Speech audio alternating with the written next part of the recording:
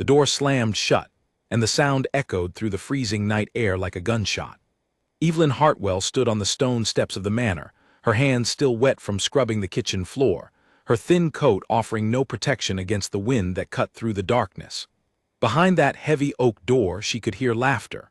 Margaret Voss, her stepmother, was laughing with her two daughters, Corinne and Belle, as if locking Evelyn outside in the cold was nothing more than a joke. Evelyn pounded on the door with both fists. "Please," she called out, her voice cracking. "It's freezing out here, let me in." There was no answer, only more laughter, followed by the clinking of glasses, as if the three women inside were celebrating something. Evelyn pressed her palm flat against the wood, feeling the warmth of the house escape through the cracks, taunting her with what she could not have. She had lived in this house her entire life. Her father, Edmund Hartwell, had built it with his own hands, brick by brick, when Evelyn was still a small child. He had filled every room with books and warmth and laughter that felt nothing like the laughter she heard now. But Edmund had been gone for 2 years, taken by a sudden illness that no doctor could explain, and in his absence the house had changed. It no longer felt like home. It felt like a prison with beautiful curtains. Margaret had married Edmund when Evelyn was 16. At first she had seemed kind, even warm. She brought her 2 daughters into the house, and for a while Evelyn believed they might become a real family. But kindness, Evelyn would later learn, could be worn like a coat, put on for show and taken off the moment it was no longer useful. The moment Edmund died, Margaret's coat came off entirely. Evelyn turned away from the door and wrapped her arms around herself, trying to hold in what little warmth remained in her body. The manor sat at the edge of a wide, dark forest, far from the nearest town. There was nowhere to go, no neighbor close enough to hear her call for help. She could try to walk to the old caretaker's cottage half a mile down the road, but the caretaker had left months ago, unable to bear working for Margaret any longer. She sat down on the cold stone steps, pulling her knees to her chest, and stared out at the darkness. Somewhere above her, a window creaked open. She looked up to see Corinne leaning out, her face lit by candlelight, wearing a smile that held no warmth at all. "Sleeping outside tonight, are we?" Corinne called down. "Mother says it will teach you some manners. You spoke back to her at dinner. You should have known better." "I only asked when I might see my father's letters," Evelyn said, her voice steady despite the cold biting at her skin. "The ones he left for me. Margaret said she would give them to me months ago." Corinne's smile faded slightly, replaced by something colder. "There are no letters. Mother burned them. Now go to sleep or don't. It makes no difference to us." The window shut with a snap, and Evelyn was alone again with the wind and the dark. She had suspected for weeks that her father's letters were gone, along with so many other things that had once belonged to him. His writing desk, his pocket watch, the small portrait of Evelyn's real mother who had died when Evelyn was only 3 years old. One by one, pieces of her past had disappeared from the house, sold or hidden or destroyed, and Evelyn had no power to stop any of it. She thought about her father often, especially on nights like this one. Edmund Hartwell had been a builder of railways and bridges, a man who worked with his hands, and believed that hard work was the truest form of honesty. He used to tell Evelyn that a person's character was revealed not in comfort, but in difficulty. She wondered what he would think if he could see her now, locked outside the very house he had built, shivering in the dark while his second wife drank wine by the fire. The tears came before Evelyn could stop them, but she did not let herself sob. She had learned over the past 2 years that crying too loudly only invited more cruelty. Margaret enjoyed nothing more than seeing Evelyn broken, and Evelyn had grown determined never to give her that satisfaction again, not fully, not where anyone could see. She rose to her feet and decided to walk. Staying still in the cold was dangerous, she knew that much. If she kept moving, she might find some way to stay warm until morning, when perhaps Margaret's temper would have cooled enough to let her back inside. She walked along the edge of the manor's long driveway, her thin shoes crunching over frost-covered gravel, her breath forming small clouds in front of her face. The manor grounds were beautiful in daylight, with wide gardens that Evelyn's father had planted himself, rows of rose bushes now bare for the winter, and a small pond where Evelyn used to sit and read as a girl. At night, though, the beauty turned strange and lonely, shadows stretching long across the frozen grass, the trees at the edge of the forest looking like silent watchers.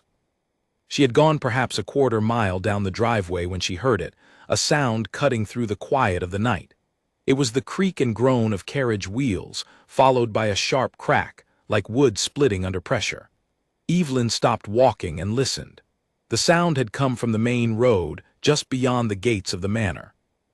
For a moment she considered ignoring it. She had enough trouble of her own without seeking out more. But something about the sound, a kind of urgency in it, pulled at her. Perhaps it was simply that she wanted, more than anything, to feel useful to someone, to matter to another person even in some small way. She turned and walked toward the gates. Through the darkness she could make out the shape of a carriage tilted awkwardly to one side, one of its wheels broken clean off and lying several feet away in the frost. Two horses stood nearby, restless and snorting steam into the cold air. A man was crouched beside the carriage, examining the damage, his coat dark and finely made, though now dusted with mud from the road. "Is everyone all right?" Evelyn called out as she approached, keeping a careful distance at first. One could never be too cautious with strangers on a lonely road at night. The man looked up, startled. He was perhaps 30 years old, with dark hair that had come loose from its careful arrangement, and eyes that, even in the dim moonlight, seemed sharp and searching. He studied her for a moment before answering. "No one is hurt, thankfully," he said, "but my driver has gone ahead on foot to find help, and I fear it will be some time before he returns. The wheel is beyond repair without proper tools." He paused, taking in her thin coat and the way she hugged her arms around herself. "You are out very late and very lightly dressed for this weather. Are you traveling as well?" Evelyn hesitated. She had no intention of explaining her situation to a stranger, no matter how kind his voice sounded. "I live nearby," she said simply. "I heard the noise and came to see if anyone needed help." The man studied her for a long moment, and Evelyn had the uncomfortable feeling that he could see straight through her simple answer to the truth underneath it. But he did not press her further. Instead, he glanced toward the dark shape of the manor in the distance, its windows glowing faintly with candlelight. "That is quite a large house," he observed. "Is that where you live?" "It was my father's house," Evelyn said, and something in her voice must have carried more weight than she intended, because the stranger's expression shifted slightly, growing more attentive. "Was?" he asked gently. "He passed away 2 years ago," she said. "The house belongs to my stepmother now." She stopped herself there, unwilling to say more. It was not this stranger's business to know that she had just been locked outside in the cold by the very family who now controlled her father's home. The man nodded slowly, seeming to understand that there was more to the story than she was willing to share. He straightened up from examining the carriage wheel and brushed the mud from his hands. "Well, it seems we are both in need of some warmth tonight," he said. "There is an inn perhaps 2 miles down this road, if I remember the way correctly. I was hoping to reach it before the wheel gave out entirely." "The Fox and Lantern," Evelyn said. "Yes, it's about 2 miles. I have walked there before." "Would you be willing to walk with me?" the man asked. "I confess I would feel better not leaving my horses entirely unattended, but they are calm enough to be led, and I would rather not travel this road alone in the dark, not when there is a chance of meeting more trouble before I reach shelter." Evelyn looked back toward the manor one last time. The windows still glowed with warm light, mocking her from a distance. She thought of Margaret's laughter, of Corinne's cold smile in the window, of the long, lonely night that awaited her if she simply turned back and sat on those stone steps until dawn. The inn was not far, and perhaps, she thought, a warm fire and a moment of peace among strangers was better than another night's suffering beneath her stepfamily's cruelty. "I can walk with you," she said finally. "But I should introduce myself properly. My name is Evelyn." "Evelyn," the man repeated, as though testing the sound of it. "It is a pleasure to meet you, even under such strange circumstances. You may call me Alexander." He did not offer a family name, and Evelyn did not ask for one. There was something about the quiet confidence in the way he carried himself, the fine cut of his coat despite its mud stains, and the careful, deliberate way he chose his words, that suggested he was a man accustomed to a very different sort of life than her own. But out here, on this dark and frozen road, none of that seemed to matter. They were simply two strangers, both far from comfort, both walking toward the same small light glowing faintly in the distance. Alexander gathered the reins of his horses and began to lead them slowly down the road, matching his pace to Evelyn's careful steps over the icy ground. For a while, neither of them spoke, the only sounds the crunch of frost beneath their feet and the soft breathing of the horses behind them. Evelyn found the silence oddly comfortable, a relief after the sharp, biting words that so often filled her days inside the manor. "You seem troubled," Alexander said eventually, breaking the quiet. "I do not mean to pry, but if something is wrong, you need not carry it alone tonight." Evelyn glanced at him, surprised by the gentleness in his voice. It had been so long since anyone had spoken to her with such simple kindness that she almost did not know how to respond. "I am only cold," she said, which was true, though it was far from the whole truth. Alexander did not push further, though she noticed the way his eyes lingered on her thin coat, and a moment later, without a word, he removed his own coat and held it out to her. "Please," he said, when she began to protest. "I have another layer beneath, and you are shivering far worse than I am. I would not forgive myself if you caught a fever on my account, simply because I insisted on walking rather than waiting by a broken carriage." Evelyn hesitated, unused to such simple generosity, but the cold won out over her pride, and she accepted the coat gratefully, pulling it around her shoulders. It was warm from his body and smelled faintly of cedar and horse and the crisp night air. For the first time since Margaret had locked her outside, Evelyn felt a small measure of comfort return to her frozen limbs. "Thank you," she said quietly. "It is only fair," Alexander replied. "You have given up your evening to help a stranger with a broken carriage. The least I can do is keep you warm on the walk." They continued down the road together, the manor disappearing behind them as the trees grew thicker on either side. Evelyn found herself, despite everything, beginning to relax in his company. There was something steady about him, something that made the darkness feel less threatening and the cold less severe. She did not know who he truly was, or why a man with such fine clothes and careful manners would be traveling alone on this lonely road at night. But for the first time in longer than she could remember, she did not feel entirely alone in the world. As the lights of the Fox and Lantern finally came into view ahead of them, glowing warm and golden against the black sky, Evelyn allowed herself a small, tired smile. Whatever waited for her back at the manor, whatever cruelty Margaret and her daughters had planned for the morning, it could wait until then. For now there was warmth ahead, and a stranger's kindness wrapped around her shoulders, and for the first time in 2 long years, Evelyn Hartwell felt, however briefly, that she was not entirely forgotten by the world. The inn's windows glowed brighter as they approached, and the faint sound of a fiddle drifted out into the night, along with laughter that felt entirely different from the laughter Evelyn had left behind at the manor. This laughter was warm, unguarded, the kind shared by people who had nothing to prove to one another. Alexander led the horses toward a small stable at the side of the building, calling out for a stable boy who emerged rubbing sleep from his eyes but brightened considerably at the sight of the fine horses, and the coin Alexander pressed into his palm. "They will be well cared for here," Alexander assured Evelyn, seeing her glance back at the animals with concern. "This boy clearly knows his work. Shall we go inside? I imagine you could use something warm to drink, and I would not mind a meal myself, given the evening I have had." Evelyn nodded, still wrapped in his coat, and followed him toward the inn's front door.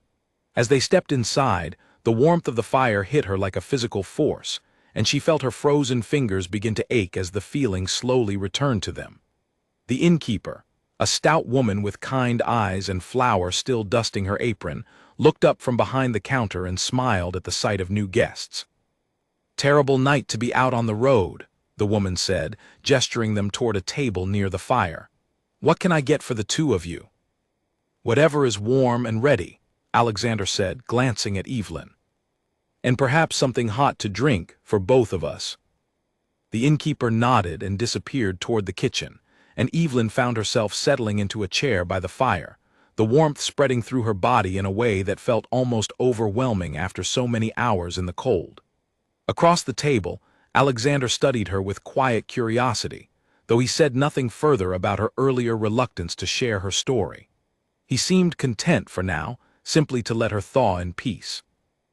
As the fire crackled beside them and the smell of fresh bread began to drift from the kitchen, Evelyn allowed herself, for just a moment, to forget about the manor entirely.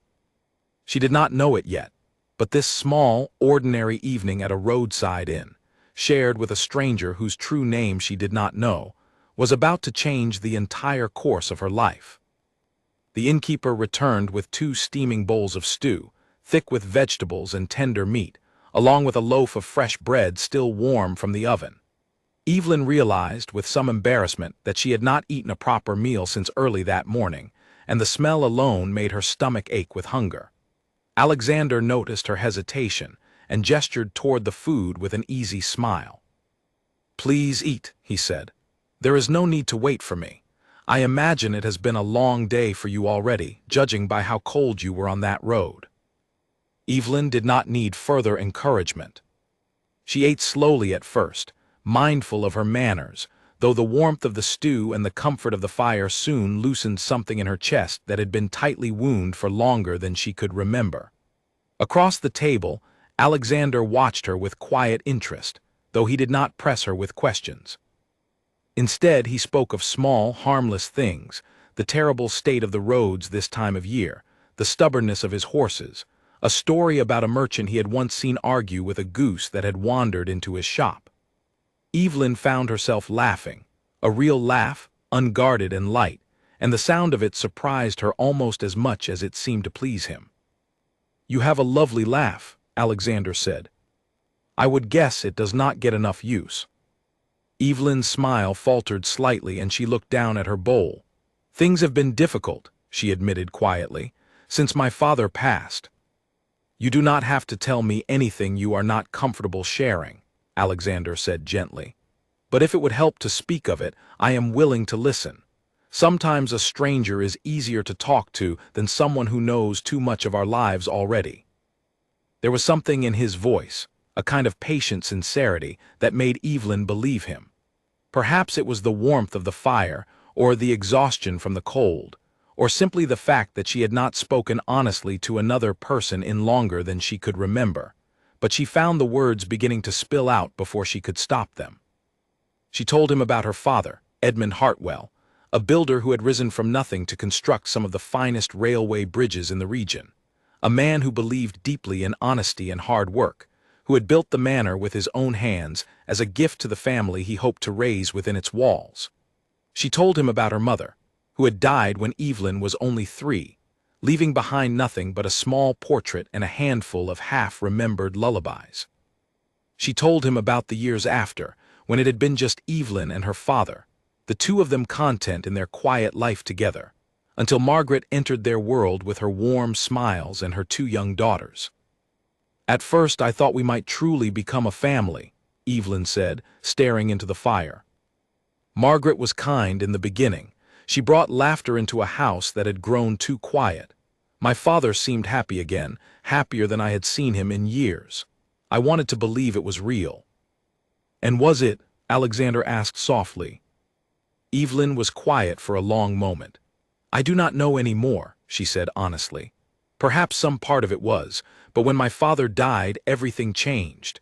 It was as though a mask had been removed and beneath it was someone I did not recognize at all." She told him then of the past 2 years, carefully at first, and then with growing openness as she realized he was truly listening, not simply waiting for his turn to speak. She spoke of how Margaret had gradually taken control of the household finances, how her father's business had been sold off piece by piece under circumstances Evelyn did not fully understand, how she herself had gone from being the daughter of the house to something closer to an unpaid servant within its walls. She spoke of small cruelties that had grown larger over time, of meals withheld, of chores assigned without end, of being made to feel, day after day, that she was a burden rather than a daughter. She did not tell him about being locked outside that very night. Some part of her still felt too ashamed of it, as though the cruelty reflected some failing of her own rather than the failing of the people who had inflicted it upon her. But Alexander seemed to sense that there was more beneath her words than she was willing to say, and he did not push her toward it. "That is a great deal to carry alone," he said instead, his voice quiet but firm. "You deserve better than what you have described." "Perhaps," Evelyn said, managing a small, tired smile. "But wishing does not change circumstances. I have learned that much at least." "Sometimes circumstances change in ways we do not expect," Alexander replied, and there was something in the way he said it, a quiet certainty that made Evelyn look up at him with curiosity. But before she could ask what he meant, the innkeeper returned to clear their empty bowls, and the moment passed. They spoke for a while longer, of lighter things this time, books they had both read, places Alexander had traveled that Evelyn had only ever imagined through the pages of her father's old atlases. He asked about her interests beyond the walls of the manor, and Evelyn found herself surprised by how much she still remembered wanting for herself before grief and cruelty had narrowed her world down to simple survival. She had once dreamed of studying architecture, following in some small way in her father's footsteps, of designing buildings that would stand for generations. She had not spoken of that dream in years, had nearly forgotten she once held it at all, but speaking of it now, in the warmth of the fire, it did not feel quite as impossible as it had come to seem. As the evening wore on and the other guests in the inn began to drift toward their rooms, Alexander glanced toward the window, where the darkness outside remained thick and unbroken. "It grows late," he said. "I do not like the thought of you walking back to that house alone at this hour, particularly not after everything you have told me." Evelyn felt a flicker of unease at the thought of returning at all, though she knew she had little choice. "I must go back eventually," she said. "There is nowhere else for me." Alexander studied her for a long moment, his expression thoughtful. "I could arrange for a room here for the night if you would permit it," he offered carefully. "Simply so that you need not walk the road again in the dark, and so that you might have a warm bed rather than facing whatever awaits you at the manor tonight. I will speak with the innkeeper myself, and I assure you, there is no expectation attached to the offer beyond your safety and comfort." Evelyn hesitated, torn between pride and practicality. She had never accepted such generosity from a stranger before, and some old instinct warned her to be cautious. But something about Alexander's manner, steady and respectful, without a trace of the calculation she had come to expect from those around her, eased her doubts. And the thought of returning to the cold darkness of the manor, of sitting once more on those frozen stone steps until Margaret decided to let her back inside, was more than she could bear to consider. "Thank you," she said finally. "I would be grateful for that." Alexander nodded and rose to speak with the innkeeper, arranging a room for Evelyn without a hint of impatience or expectation of anything in return. When he returned to the table, he handed her a small brass key. "The room at the top of the stairs, second door on the left," he said. "I will be traveling onward at first light, once my driver returns with news of the carriage, but I wanted to be certain you were settled and warm before I go." "You have already done so much," Evelyn said, feeling an unfamiliar warmth in her chest that had nothing to do with the fire. "I do not know how to properly thank you." "You owe me nothing," Alexander said simply. "You helped a stranger on a dark road tonight when you might easily have kept walking. That kindness deserves to be returned, nothing more." Evelyn rose from the table, still wrapped in his coat, which she now realized she had forgotten to return. She began to shrug it from her shoulders, but Alexander shook his head. "Keep it for the night," he said. "The rooms here are warm enough, but the halls can be drafty this time of year. You may leave it with the innkeeper in the morning, whenever you depart." Evelyn thanked him again and made her way up the narrow wooden staircase to the small room he had arranged for her. It was simple but clean, with a modest bed and a single window that looked out over the dark countryside. She sat on the edge of the bed for a long moment, still wrapped in the borrowed coat, turning over the strange events of the evening in her mind. Only hours ago, she had been locked outside in the freezing dark, abandoned by the only family she had left in the world. Now she sat in a warm room, fed and cared for by a stranger who had asked for nothing in return. She did not know his family name, did not know where he traveled from or where he intended to go, but something about their conversation had left her feeling lighter than she had in years, as though a small crack of light had appeared in a darkness she had long believed permanent. She fell asleep that night with the faint scent of cedar still clinging to the coat around her shoulders, and for the first time in longer than she could remember, her dreams were not haunted by Margaret's cold laughter or the sound of a door slamming shut against the cold. Morning came early, sunlight spilling pale and golden through the small window of her room. Evelyn woke slowly, momentarily confused by the unfamiliar surroundings before the memories of the previous night returned to her all at once. She rose and folded Alexander's coat carefully over her arm, smoothing her hair as best she could before making her way downstairs.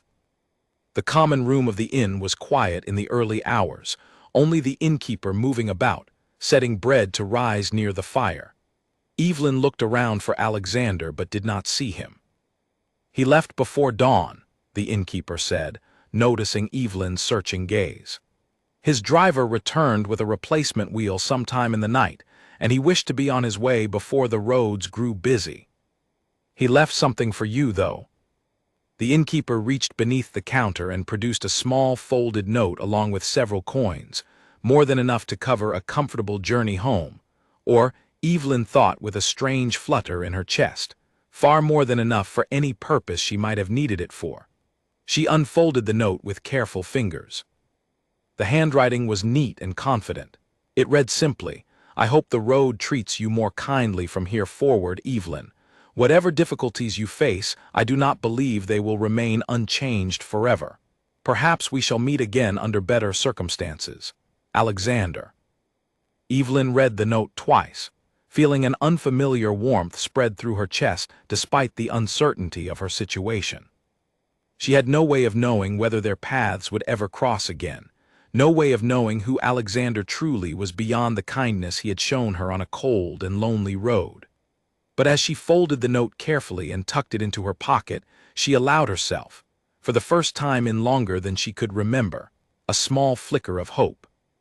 She left the coins with the innkeeper as payment for the room, keeping only a small portion for herself, unwilling to accept more charity than she felt she had earned. Then, wrapping her own thin coat around her shoulders once more, she stepped out into the cold morning air and began the long walk back toward the manor, toward whatever consequences awaited her return.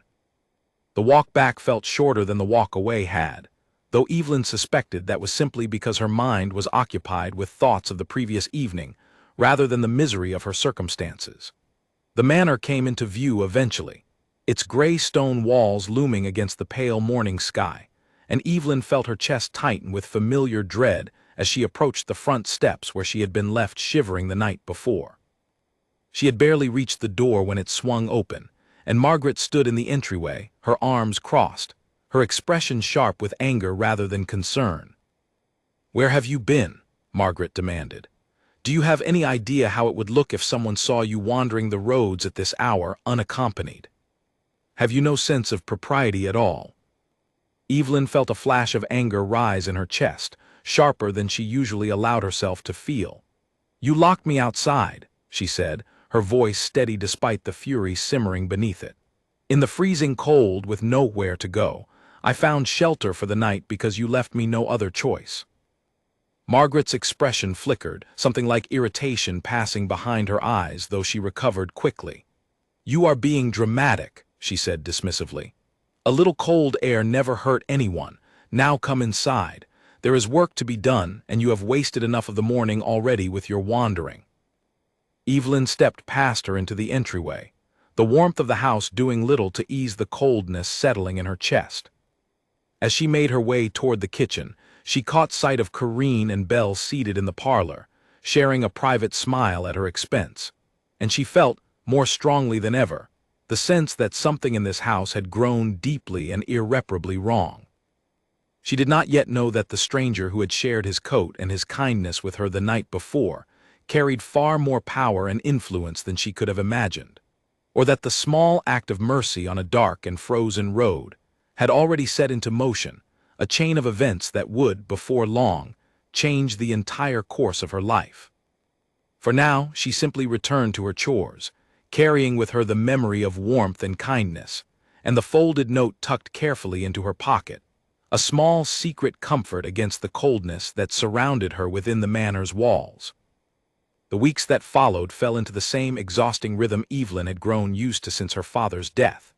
She rose before the sun to light the kitchen fires, spent her mornings scrubbing floors and mending linens, and her afternoons attending to whatever demands Margaret placed upon her, all while Corinne and Belle spent their days in leisure, trying on new gowns delivered from the city or gossiping over tea in the parlor that had once belonged to Evelyn's mother. Evelyn said nothing more about the night she had spent at the inn, though she found herself thinking of Alexander often, of his steady voice and the quiet dignity with which he had treated her, a stranger with nothing to offer him in return. She kept his note folded carefully inside a small wooden box that had belonged to her mother, tucked beneath a loose floorboard in her room, one of the few hiding places in the house that Margaret had not yet discovered. It was a small thing, a single folded piece of paper, but it had become something Evelyn returned to in her quietest, most difficult moments, a reminder that kindness still existed somewhere in the world, even if she rarely encountered it within these walls. It was on a gray afternoon nearly 3 weeks after that night that everything within the manor began to shift once more. Evelyn had been sent to fetch documents from her father's old study, a room Margaret had claimed as her own since Edmund's death, filled now with ledgers and correspondence that Evelyn was rarely permitted to see. As she gathered the papers Margaret had requested, her eyes fell upon a folder tucked beneath a stack of business letters, its edge worn as though it had been handled frequently. Evelyn knew she should not look. She knew that any curiosity she displayed toward her stepmother's private affairs would be met with anger, perhaps worse. But something about the folder, the careful way it had been hidden beneath other papers, drew her attention, and before she could stop herself, she opened it. Inside were documents she did not fully understand at first glance, legal language dense and complicated, but as she read further, certain words began to stand out to her with startling clarity. Her father's name, the word inheritance, a description of the manor and its surrounding lands, along with several properties in the city that Evelyn had not even known existed. And beneath all of it, a signature that was meant to be her father's, though something about the shape of the letters struck Evelyn as wrong, unfamiliar in a way she could not immediately explain. She had seen her father's true signature countless times throughout her childhood, on letters, on drawings, on the small notes he used to leave for her on her birthday each year. This signature was close enough that a careless glance might mistake it for the real thing, but the curve of the letter E was subtly wrong, too rounded where her father's had always been sharp and quick. Her heart began to race as she read further into the document, understanding slowly dawning upon her with a cold and terrible clarity. This was a will, dated only months before her father's death, one that left the entirety of his estate to Margaret, with only a small allowance set aside for Evelyn herself, an allowance that, Evelyn now realized with growing horror, she had never actually received. This was not the will her father had described to her years earlier, the one that would have left the manor and the bulk of his fortune to Evelyn as his only living child. This was something else entirely, something that did not match the values her father had lived by his entire life. Footsteps sounded in the hallway outside, and Evelyn quickly closed the folder and returned it to its place beneath the other papers, her hands trembling as she gathered the documents Margaret had originally requested. She had only just managed to compose herself when the study door opened and Margaret entered, her expression immediately sharpening with suspicion at the sight of Evelyn standing near her desk. "What are you doing in here?" Margaret asked, her voice tight. "You asked me to bring you the correspondence from the Western estate," Evelyn said, keeping her voice as steady as she could manage, holding out the requested papers.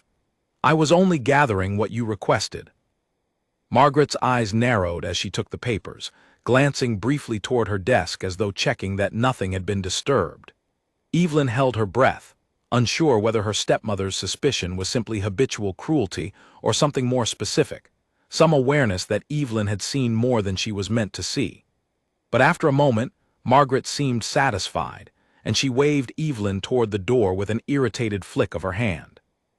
"See that the good china is polished before dinner," Margaret said. "We are expecting guests this evening, and I will not have this house appear anything less than perfectly presentable." Evelyn left the study with her heart still hammering against her ribs. The image of that forged signature burned into her memory. She did not know yet what she intended to do with the knowledge, did not know who she might turn to for help, or whether anyone would believe the word of a servant girl against a woman as respected in society, as Margaret Voss had carefully positioned herself to be. But she understood, with a clarity that settled cold and heavy in her chest, that the theft of her father's estate had not been the result of simple bad fortune or poor business decisions, as Margaret had always claimed. It had been deliberate, calculated, and cruel, and Evelyn had been living for 2 years beneath the roof of the very people who had stolen her inheritance out from under her. That evening, the guests Margaret had mentioned arrived for dinner, a gathering of local families whose company Margaret cultivated carefully in her efforts to establish herself among the region's respected households. Evelyn was permitted to serve at the table, though never to sit among the guests, a fact that had long ago stopped surprising her, but which stung with fresh sharpness now that she understood the full extent of what had been taken from her. As she moved quietly around the dining room, refilling glasses and clearing dishes, she overheard fragments of conversation that only deepened her unease. Margaret spoke proudly of an upcoming ball, one being hosted by a prominent local family in honor of a visiting dignitary, a duke whose name Evelyn did not quite catch amid the clatter of dishes and the low hum of dinner conversation. Margaret was clearly eager to secure an invitation for herself and her daughters, speaking of the event with the kind of calculated enthusiasm she reserved for opportunities that might elevate her social standing. Corinne would make a fine match for a man of such position, Margaret was saying to one of her guests, a woman Evelyn recognized as a frequent visitor to the manor since her father's death. She has been raised with every advantage, of course. It would be a shame for such refinement to go unnoticed by the right sort of company. Evelyn kept her expression carefully neutral as she cleared the plates, though inwardly she felt a bitter twist of irony at Margaret's words. Every advantage Corinne had been raised with had, in truth, been stolen from Evelyn's own inheritance, funded by the estate her father had built through decades of honest labor, now poured instead into gowns and jewels meant to attract the attention of wealthy suitors for a woman who had contributed nothing to its creation. Later that night, after the guests had departed and the house had finally fallen quiet, Evelyn retreated to her room and retrieved the small wooden box from beneath the loose floorboard, unfolding Alexander's note once more and reading his words in the dim candlelight. "Whatever difficulties you face, I do not believe they will remain unchanged forever." She wondered, not for the first time, what those words truly meant, whether they had been simply a kind sentiment offered to comfort a stranger or something more, a promise of some kind that she did not yet fully understand. She thought, too, of the forged will hidden in Margaret's study, and of the growing certainty within her that she could not continue simply enduring this situation indefinitely. Her father had taught her that hard work and honesty would eventually be rewarded, that patience in the face of difficulty was a virtue worth holding on to. But sitting alone in her cold room, having just witnessed clear evidence of the theft that had upended her entire life, Evelyn began to wonder whether patience alone would ever be enough to reclaim what had been taken from her. The following days passed in tense uncertainty. Evelyn continued her usual duties, careful not to betray any hint of what she had discovered, though she found herself watching Margaret and her daughters with new and sharper attention, noticing details she had previously overlooked. The way Margaret grew defensive whenever business matters were mentioned. The way Corinne and Belle spoke casually of expenses that seemed impossibly large for a household, supposedly struggling with the costs of maintaining such a large estate. The pieces of a much larger deception were beginning to arrange themselves clearly in Evelyn's mind, though she still lacked any real power to act upon what she now understood. It was nearly a week later when an invitation arrived at the manor, delivered by a liveried messenger whom Margaret greeted with unusual excitement. Evelyn watched from the hallway as her stepmother tore open the envelope, her eyes scanning the contents with visible delight. "We have been invited," Margaret announced to her daughters, who had rushed into the entryway at the sound of their mother's excitement. "The Ashcombe Ball, hosted in honor of the Duke's return to the region. This is precisely the sort of occasion that could change everything for this family." Evelyn felt a strange flicker of recognition at the mention of the name Ashcombe, though she could not immediately place why it seemed familiar. She had little time to consider it further, however, as Margaret's attention soon turned toward preparations for the event, and Evelyn found herself buried beneath an overwhelming list of tasks meant to ensure that Corinne and Belle would appear at their absolute best for the occasion. "You will accompany us as well," Margaret said unexpectedly one afternoon, several days before the ball, as Evelyn helped fit Corinne into a newly delivered gown. "Not to dance, of course. Someone must attend to our needs throughout the evening, and I will not trust the task to unfamiliar servants." Evelyn accepted the instruction without complaint, though inwardly she felt a complicated mixture of emotions at the prospect of attending such a grand event, even in the diminished role Margaret had assigned her. She had not attended any formal gathering since before her father's death, and some small, stubborn part of her still remembered what it had once felt like to belong in such spaces, before grief and cruelty had stripped that sense of belonging away entirely. The night of the ball arrived cold and clear, the sky scattered with bright winter stars as the family's carriage made its way toward the grand estate where the event was being held. Evelyn sat in a plain gray dress, far simpler than the elaborate gowns worn by Margaret and her daughters, though she found she did not particularly mind the difference. She had long since stopped measuring her worth by the quality of her clothing. The estate, when they arrived, was even grander than Evelyn had imagined, its windows blazing with candlelight, its halls filled with the sound of music and laughter as elegantly dressed guests moved through rooms decorated with fresh flowers and gleaming silver. Evelyn remained near the edges of the gathering, as instructed, fetching drinks and attending to Margaret's frequent, sharp demands while Corinne and Belle moved through the crowd, eager to catch the attention of the region's most eligible guests. It was nearly an hour into the evening when a hush fell over the grand ballroom, guests turning toward the entrance as a formal announcement was made. Evelyn, standing near the refreshment table with a tray in her hands, looked up along with everyone else, curious despite herself about the source of such sudden attention. "His Grace, the Duke of Ashcombe," the announcer's voice rang out clearly across the room. Evelyn's breath caught in her throat as a familiar figure stepped into the doorway, dressed now in the fine, formal attire befitting his true station, though his face was unmistakably the same one she had come to know on that cold and lonely road weeks earlier. Alexander. The stranger who had shared his coat and his kindness with her, who had listened to her story without judgment and left her with nothing but a gentle note and a fragile flicker of hope, was in truth the Duke of Ashcombe, one of the most powerful and respected men in the entire region. For a moment, Evelyn stood frozen, the tray in her hands trembling slightly as the full weight of the realization settled over her. She watched as Margaret and her daughters immediately began maneuvering through the crowd, eager to position themselves within the Duke's line of sight, entirely unaware that the man they hoped to impress had already spent an evening in the company of the very stepdaughter they had locked outside in the freezing cold. Alexander's eyes moved slowly across the crowded room as he greeted his hosts and accepted the enthusiastic welcomes of the assembled guests, and Evelyn instinctively stepped back toward the shadows near the refreshment table, suddenly acutely aware of her simple gray dress and her position as little more than a servant among the glittering crowd.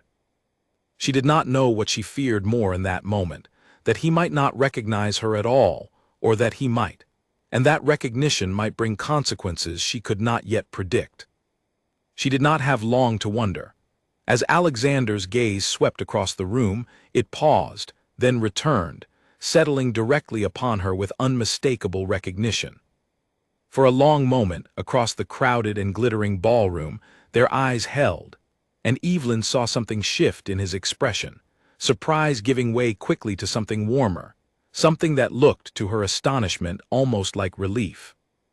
He began to make his way toward her, and Evelyn felt her heart pounding as she watched him move through the crowd, some guests stepping aside deferentially, others attempting unsuccessfully to catch his attention as he passed.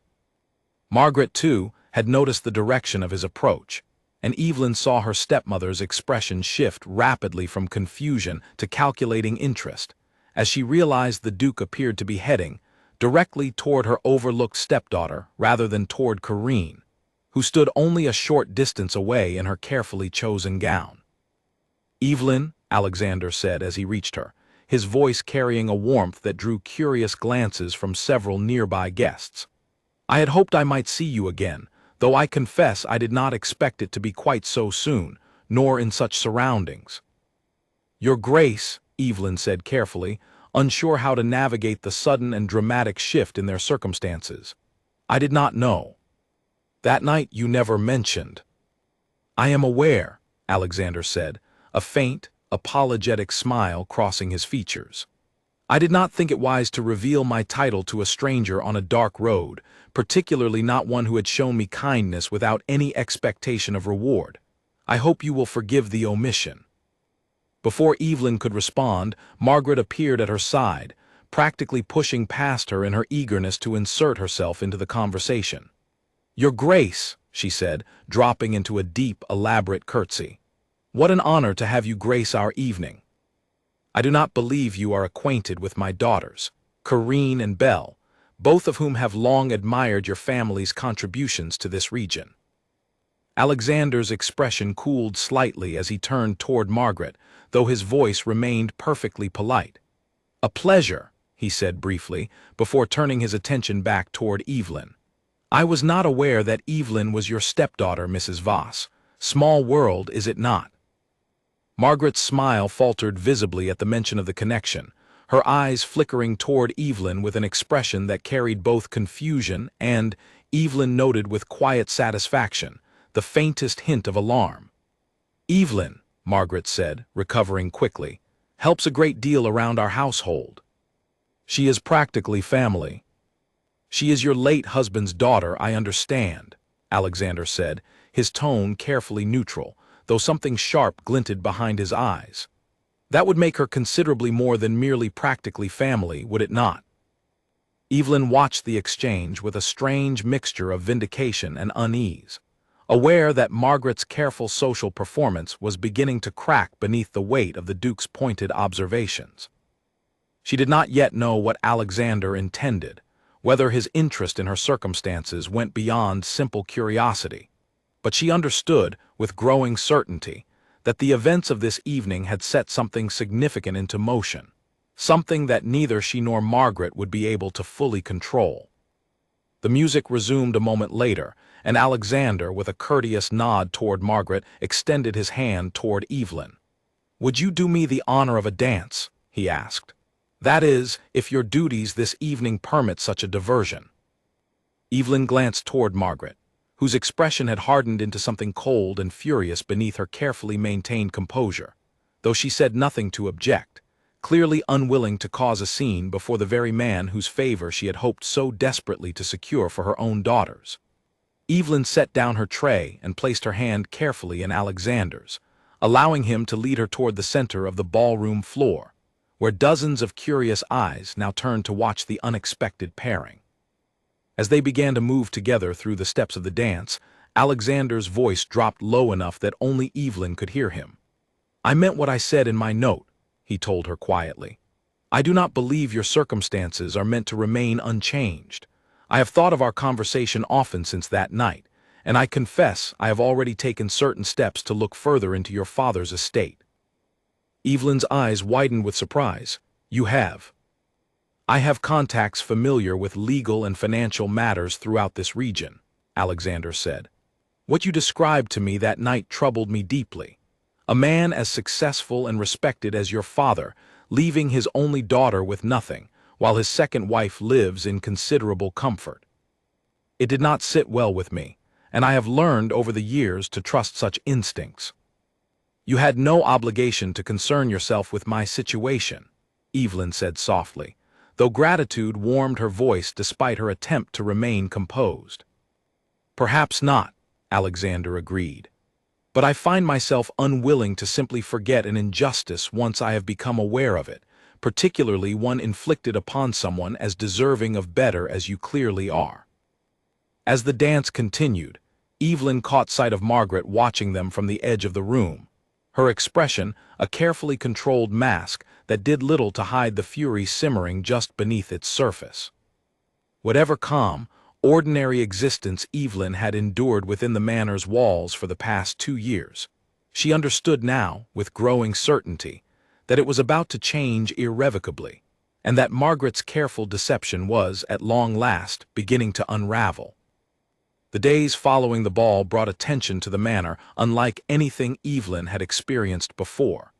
Margaret said little about the evening directly, but her mood had darkened considerably, and she seemed to watch Evelyn now with a wary, calculating attention that had not existed before. Corinne, too, had grown noticeably colder, her earlier condescension replaced by something sharper, edged with resentment at having been so visibly overlooked in favor of her stepsister during the one dance that had mattered most to her mother's ambitions. Evelyn tried to continue her usual routine as though nothing had changed, though she found it increasingly difficult to disguise the flicker of hope that had settled in her chest since the ball. She thought often of Alexander's words, of his promise to look further into her father's estate, and though she understood such matters might take considerable time to resolve, she found herself, for the first time in 2 years, allowing herself to imagine a future different from the one she had long since resigned herself to. Nearly 2 weeks passed without word from Alexander, and Evelyn began to wonder whether the promises made in the warm glow of a ballroom had simply been the pleasant fiction of an evening, easily forgotten, once the music had ended and ordinary life resumed.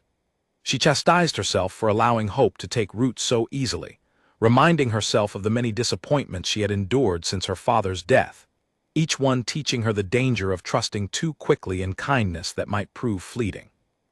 But then, on a gray afternoon while Evelyn was hanging linens in the drying yard behind the Manor, a rider approached along the drive, dressed in fine livery that immediately caught Margaret's attention from where she sat near the parlor window. Evelyn watched, her heart quickening, as the rider dismounted and approached the front entrance, presenting a sealed letter to the housekeeper who answered the door. Margaret intercepted the letter before it could be delivered to its intended recipient, tearing open the seal with visible impatience, clearly hoping it might carry some invitation or acknowledgement meant for herself or her daughters. Evelyn watched from the yard as her stepmother's expression shifted rapidly from eager anticipation to confusion, and finally to something approaching alarm. "Evelyn," Margaret called sharply, her voice carrying an edge Evelyn had not heard before. "Come here at once." Evelyn set down the linens and made her way toward the house, uncertain what to expect. Margaret held the letter out toward her, though her grip on the paper remained tight, as though she were reluctant to fully release it. "This is addressed to you," Margaret said, her voice tight with barely restrained displeasure. "From the office of the Duke of Ashcombe's solicitor. Would you care to explain why a man of such standing is corresponding directly with you regarding matters of estate law?" Evelyn took the letter carefully, her hands trembling slightly as she unfolded the paper and began to read. The letter was formal in tone, written on behalf of Alexander by a solicitor named Mr. Whitmore, requesting that Evelyn make herself available for a meeting at her earliest convenience to discuss certain irregularities that had come to light regarding the estate of the late Edmund Hartwell. It mentioned nothing specific about the forged will Evelyn had discovered, but the careful, deliberate language of the letter made clear that a formal investigation had indeed begun. "It appears the Duke has taken an interest in ensuring my father's affairs were properly settled," Evelyn said carefully, folding the letter and meeting Margaret's furious gaze without flinching. "I imagine he simply wishes to be thorough, given his position in the region." "This is entirely unnecessary," Margaret said, her composure cracking slightly beneath the surface of her words. "Your father's affairs were settled long ago, according to the wishes he expressed before his death. I will not have outsiders interfering in matters that have already been properly resolved." "Then you have nothing to fear from a simple review of the documents," Evelyn replied, surprising herself with the steadiness of her own voice. She had spent 2 years swallowing her anger, biding her time in careful silence, but something about holding proof of her father's true wishes, however indirect, gave her a courage she had not felt in longer than she could remember. Margaret's eyes narrowed dangerously, and for a moment Evelyn feared she had pushed too far too quickly. But her stepmother said nothing further, simply turning and retreating into the house with the sharp, controlled steps of someone working hard to contain a temper on the verge of breaking loose entirely. Evelyn arranged to meet with Mr. Whitmore 3 days later, traveling into the nearby town under the pretense of purchasing supplies for the household, a task Margaret grudgingly permitted, though Evelyn suspected her stepmother had grown too cautious to openly forbid the meeting, wary now of drawing further attention from a man with the Duke's influence and resources. Mr. Whitmore's office was small but immaculately organized, tucked into a quiet street near the town's central square. He greeted Evelyn with polite formality, gesturing her toward a chair across from his desk, upon which sat several thick folders of documents. "Miss Hartwell," he began, once she had settled into her seat, "His Grace has asked me to look thoroughly into the circumstances surrounding your father's estate, following concerns he raised after your conversation together. I must say, what my investigation has uncovered thus far is quite troubling." Evelyn leaned forward, her pulse quickening. "What have you found?" Mr. Whitmore opened one of the folders and slid several documents across the desk toward her. "Your father's original will, filed with the regional court shortly after your mother's death, names you as his sole heir, with provisions for a modest allowance to be provided to any future spouse, but with the entirety of his estate, including this manor and several profitable properties in the city, intended to pass directly to you upon his death." Evelyn's breath caught as she studied the document, recognizing immediately her father's true signature, sharp and quick, exactly as she remembered it from countless letters and notes throughout her childhood. "However," Mr. Whitmore continued, his tone growing more serious, "a second will was filed only months before your father's death, one that significantly altered these provisions in favor of your stepmother, reducing your inheritance to a minimal allowance while granting her control over the majority of the estate." "I have seen that document," Evelyn said quietly. "I found it hidden among my stepmother's papers several weeks ago. The signature did not look right to me, though I could not say precisely why at the time." Mr. Whitmore nodded gravely. "Your instincts were correct, Miss Hartwell. I have consulted with a specialist in document analysis, a man who has testified in numerous court proceedings regarding matters of forgery. He has confirmed that the signature on the second will does not match your father's authenticated handwriting samples in several key respects. Furthermore, the solicitor who supposedly witnessed the signing of this second will, a Mr. Doyle, has proven remarkably difficult to locate. His office in the city was vacated over a year ago, and no forwarding address was ever provided." Evelyn felt a wave of vindication mixed with a deeper, more painful anger at the confirmation of what she had already begun to suspect. "So the will Margaret has been using to control my father's estate is fraudulent." "It appears very likely to be so," Mr. Whitmore said, "though proving this conclusively in a court of law will require additional evidence. Forged documents of this nature are often part of a larger scheme, and I suspect that Mrs. Voss did not act entirely alone in orchestrating this deception. Someone with legal knowledge would have been necessary to draft a document convincing enough to pass initial scrutiny." "What can be done?"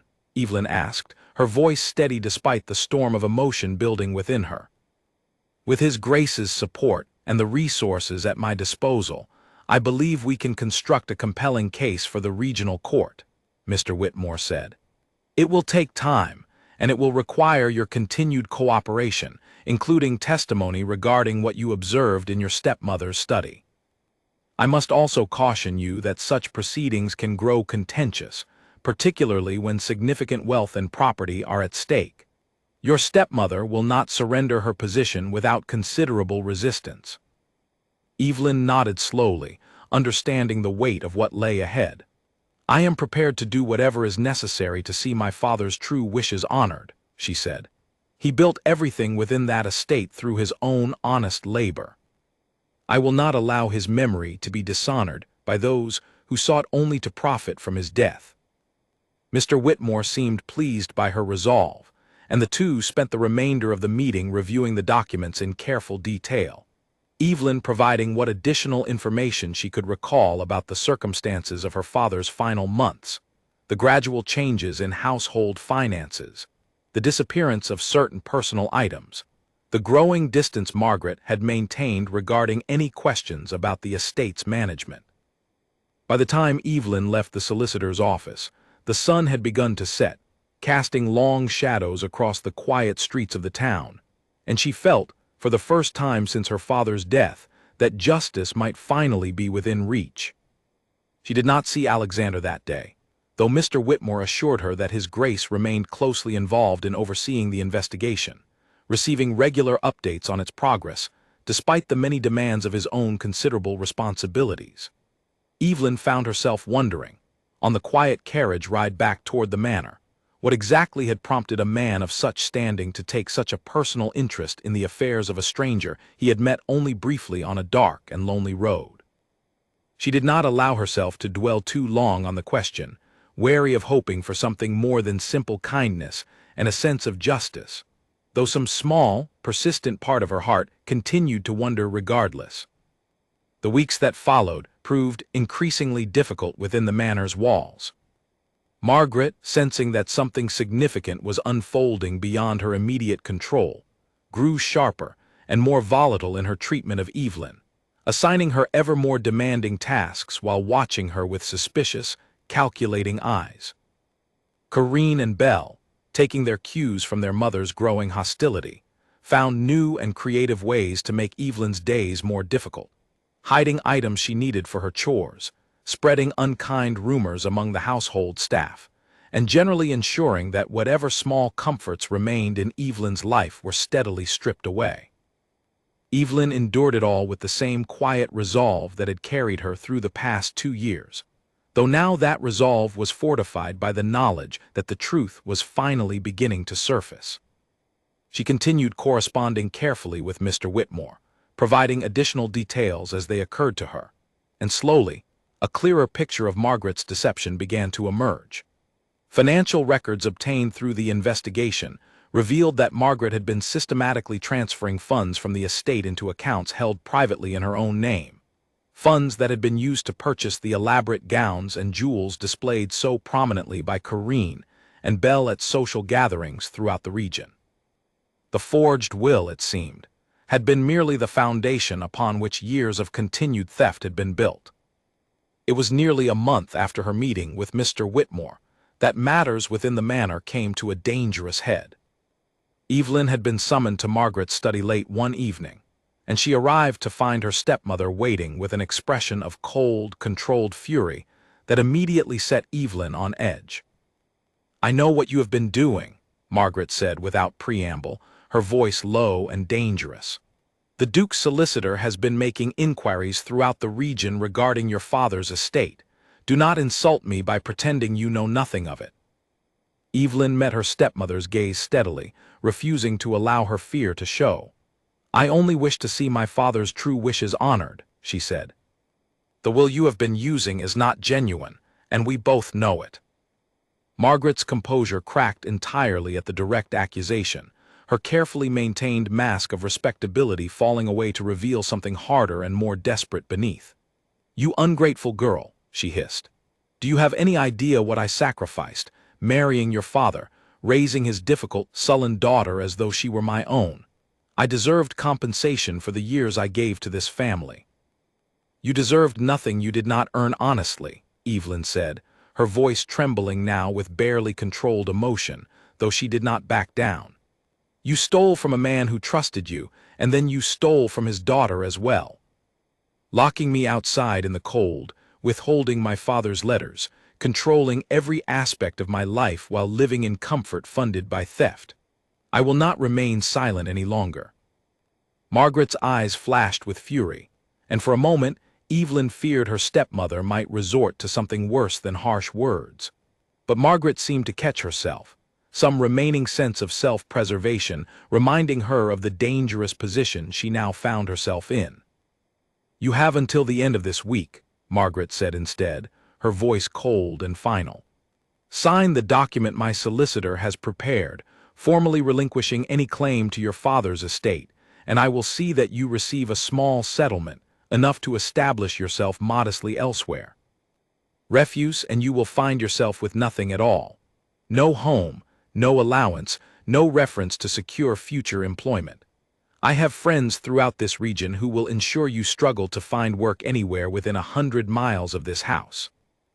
And if I refuse to sign anything at all, given that the investigation into your fraud is already well underway?" Evelyn asked, though her voice wavered slightly despite her attempt at defiance. Margaret's smile was thin and humorless. "Then we shall see how quickly the Duke's interest in your situation fades once the difficulties of a prolonged legal battle become apparent. Men of his position rarely maintain patience for such matters once the initial novelty wears away. You would be wise not to place too much faith in his continued involvement." Evelyn left the study that evening with her heart pounding and her thoughts in turmoil. She did not believe, not truly, that Alexander's interest in her situation was as fleeting as Margaret suggested, but her stepmother's words had planted a seed of doubt regardless, and Evelyn found herself struggling against the fear that she might soon find herself entirely without support, facing a legal battle against a woman with far greater resources and social standing than she herself possessed. She wrote to Mr. Whitmore that same night, describing the ultimatum Margaret had presented and the deadline she had been given. She did not know, as she sealed the letter and prepared it for delivery the following morning, that events far beyond the walls of the manor had already begun moving swiftly toward a resolution she could not yet fully anticipate, one that would arrive far sooner than either she or Margaret expected. 2 days later, on a Thursday evening thick with an early winter fog, Margaret's patience finally ran out entirely. Evelyn had spent the day attending to an especially demanding list of chores, sensing throughout the hours a mounting tension within the household that she could not quite name, but felt pressing against her like the approach of a storm.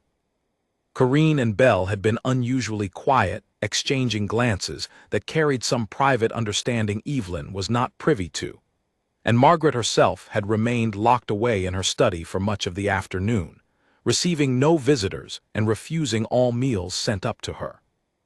As evening fell and the fog thickened outside the manor's windows, Evelyn was summoned once more to the entryway, where she found Margaret waiting, dressed as though prepared for travel, a small trunk sitting beside her packed with what appeared to be Evelyn's own belongings, gathered without her knowledge or permission.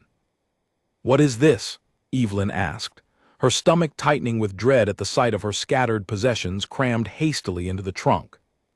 "You had your chance to sign the papers and leave with some measure of dignity," Margaret said, her voice cold and final.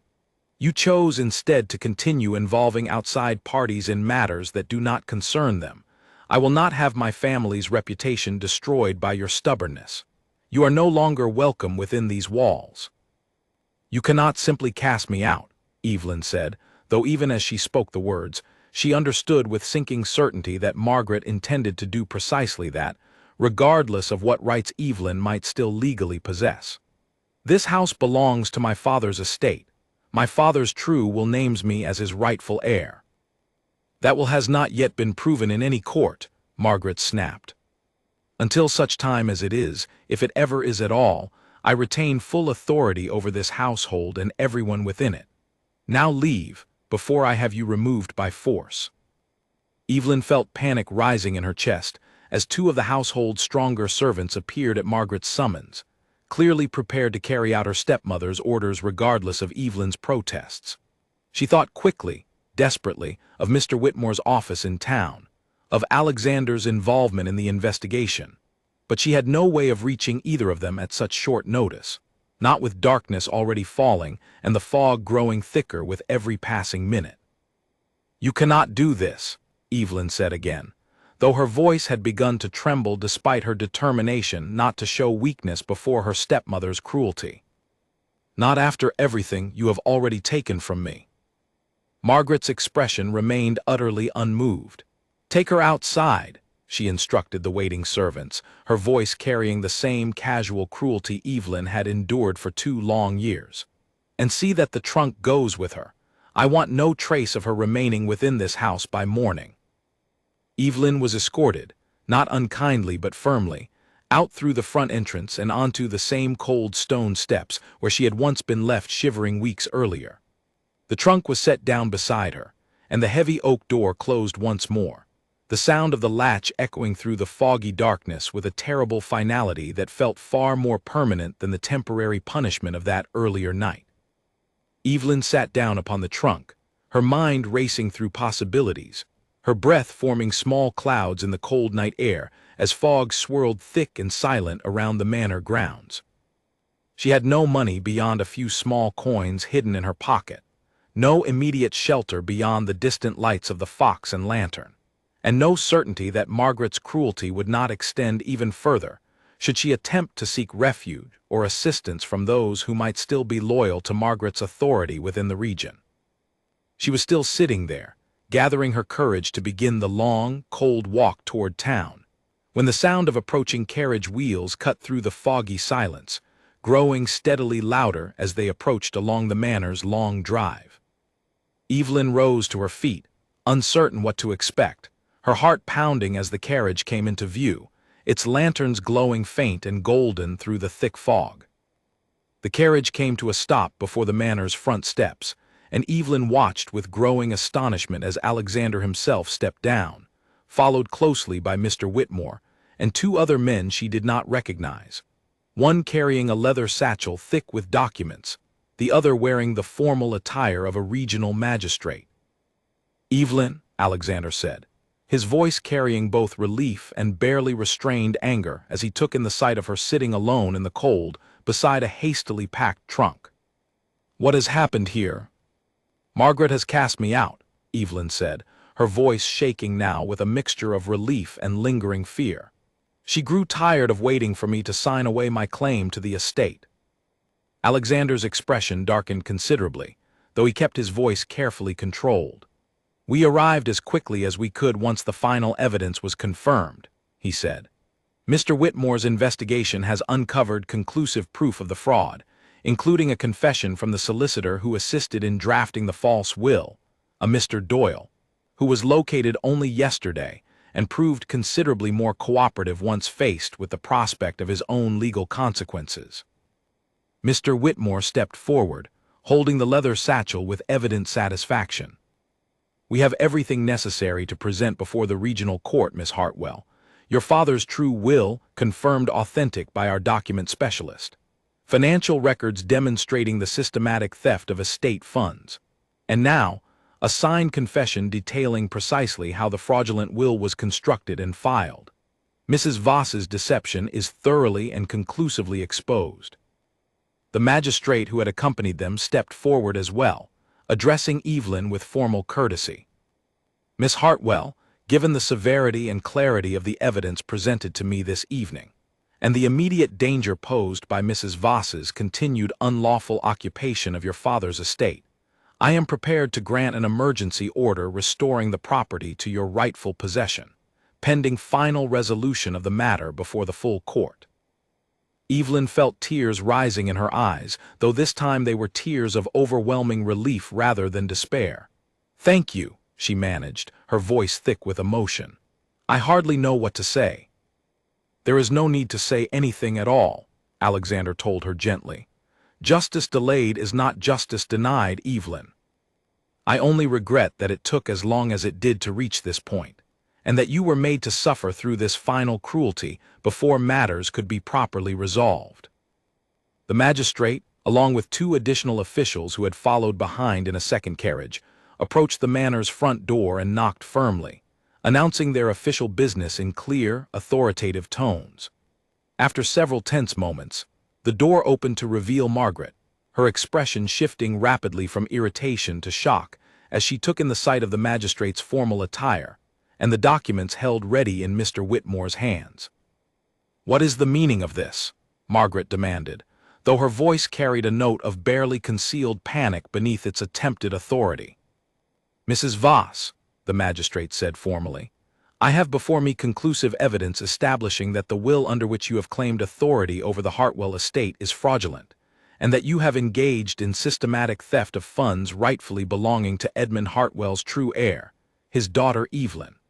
I am hereby restoring immediate control of this property to Miss Hartwell, pending full resolution of these matters before the regional court." Margaret's face drained of color as the full weight of the magistrate's words settled over her, and for a long moment she simply stood frozen in the doorway, staring at the assembled group with an expression of dawning horror. Then, seeming to gather what remained of her composure, she turned her furious gaze toward Evelyn, standing just beyond the threshold beside Alexander. "You will regret this," Margaret hissed, though the threat carried little weight given the circumstances now arrayed against her. "Everything I did to secure a future for my daughters. You cannot possibly understand the sacrifices." "The sacrifices you speak of were paid for with stolen funds," Evelyn interrupted, her voice steady despite the tremor of emotion still running through her. "Funds that belong to my father and by rights to me. Whatever justification you have constructed for yourself, it does not change the truth of what you have done." Corinne and Belle appeared behind their mother in the doorway, their faces pale with shock as they began to comprehend the sudden and dramatic reversal of their circumstances. Belle, always the more sensitive of the two, began to cry softly, while Corinne simply stared at Evelyn with an expression caught somewhere between disbelief and dawning resentment. The magistrate proceeded methodically through the necessary formalities, documenting the transfer of authority and informing Margaret of the legal proceedings that would follow in the coming weeks, during which the full extent of her fraud would be examined before the regional court. Margaret, understanding at last that further resistance would only worsen her position, retreated into a stunned and furious silence, allowing the officials to complete their work without further open confrontation, though the venom in her eyes as she watched Evelyn remained unmistakable. As the formal proceedings concluded, and the magistrate's party began preparing to depart, leaving behind clear instructions regarding the household's immediate management until the court's final ruling, Alexander turned to Evelyn with a gentleness that stood in stark contrast to the tension of the preceding hour. "Every door in this house is yours now, Evelyn," he said quietly. "As they always should have been." Evelyn looked past him toward the manor, its windows glowing warm once more with candlelight, no longer a place of imprisonment and cruelty, but, for the first time in 2 long years, truly her own home again. She felt the weight of exhaustion and relief settling over her all at once, the culmination of 2 years of quiet suffering finally giving way to something she had almost stopped believing possible. "I do not know how to properly thank you," she said, turning back toward Alexander. "For any of this, you had no obligation to involve yourself so deeply in my troubles. I told you once that I could not simply forget an injustice once I became aware of it," Alexander said, his voice soft but sincere. "That remains true. But I will admit, Evelyn, my reasons for wishing to see this matter resolved extended beyond simple principle alone." Evelyn looked up at him, uncertain what he meant, though something in his expression made her heart quicken with a feeling she had not allowed herself to fully acknowledge until that moment. "I have thought of you often since that night on the road," Alexander continued, his voice carrying an unfamiliar hesitance that seemed at odds with his usual quiet confidence. "Your strength, your resilience in the face of such prolonged cruelty, the kindness you showed a stranger even while enduring your own hardship. I find myself hoping, now that this matter has been resolved, that our acquaintance need not end here." Evelyn felt warmth spreading through her chest despite the cold night air still swirling with fog around them. "I would like that very much," she said quietly. Mr. Whitmore, tactfully occupied with organizing the remaining documents, cleared his throat gently and Alexander stepped back with a small, rueful smile, clearly aware that the immediate concerns of the evening still required attention. "There is still much to be settled," he said, "but it can wait until morning. Tonight you should rest within your own home exactly as you deserve." The trunk that had been packed with Evelyn's belongings was carried back inside, and Evelyn stepped once more through the front door of the manor, no longer as a servant or an unwelcome burden, but as its rightful mistress, exactly as her father had always intended her to be. The weeks that followed brought a whirlwind of change to Evelyn's life, so dramatic and swift that she sometimes found herself pausing in the middle of ordinary tasks, struck by disbelief at how completely her circumstances had transformed. The regional court proceedings began within a fortnight, held in a formal chamber in the county seat, presided over by a stern but fair judge who listened with careful attention as Mr. Whitmore presented the evidence gathered over the preceding weeks. Evelyn was called to testify on the second day of proceedings, and though her hands trembled slightly as she rose to take her place before the court, she found her voice remained steady as she recounted the events of the past 2 years, from her father's death through the gradual theft of her inheritance, the forged signature she had discovered hidden among Margaret's papers, and finally the night she had been cast out entirely, sitting alone in the fog beside a hastily packed trunk. She spoke plainly and honestly, without exaggeration or bitterness, allowing the simple truth of her experience to carry its own weight before the assembled court.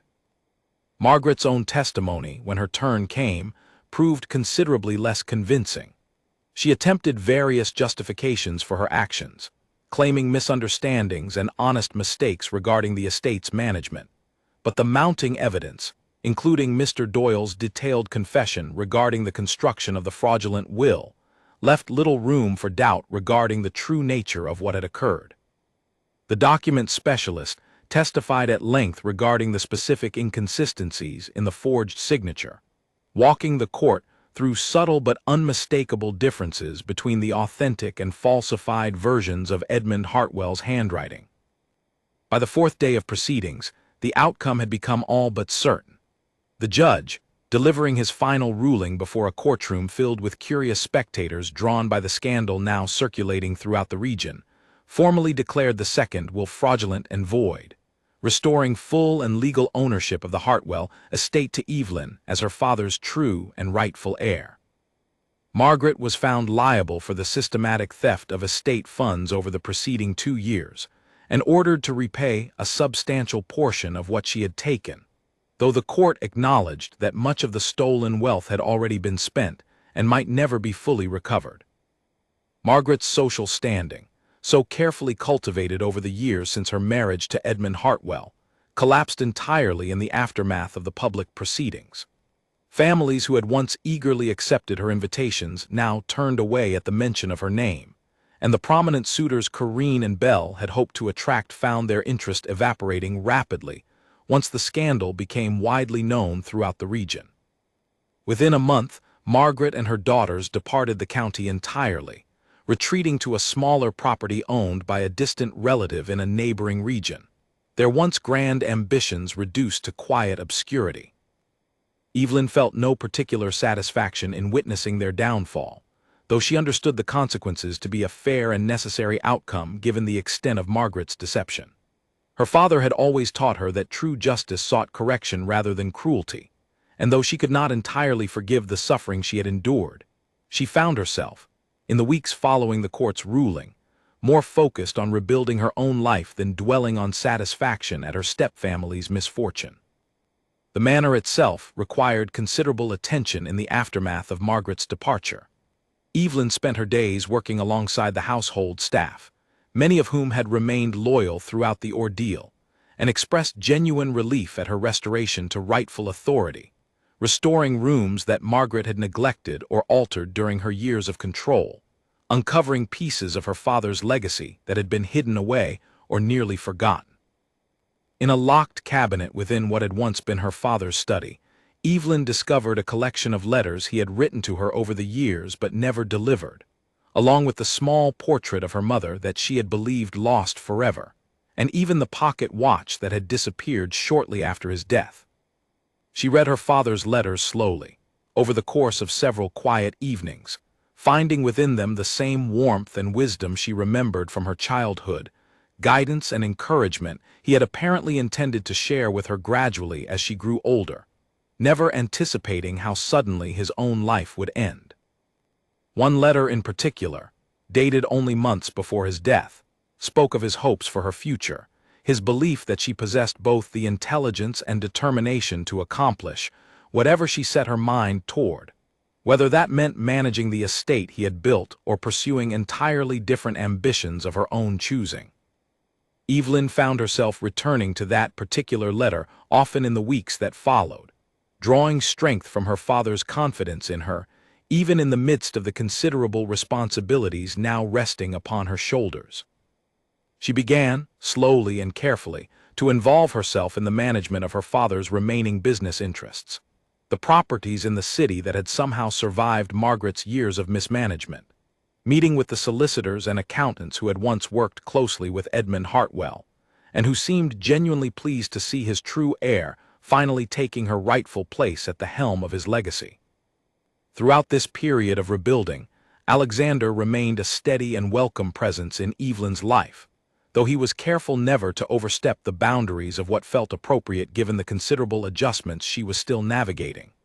He visited the manor periodically, sometimes accompanied by Mr. Whitmore on matters still requiring legal attention, other times simply to check on her well-being as she settled into her restored circumstances.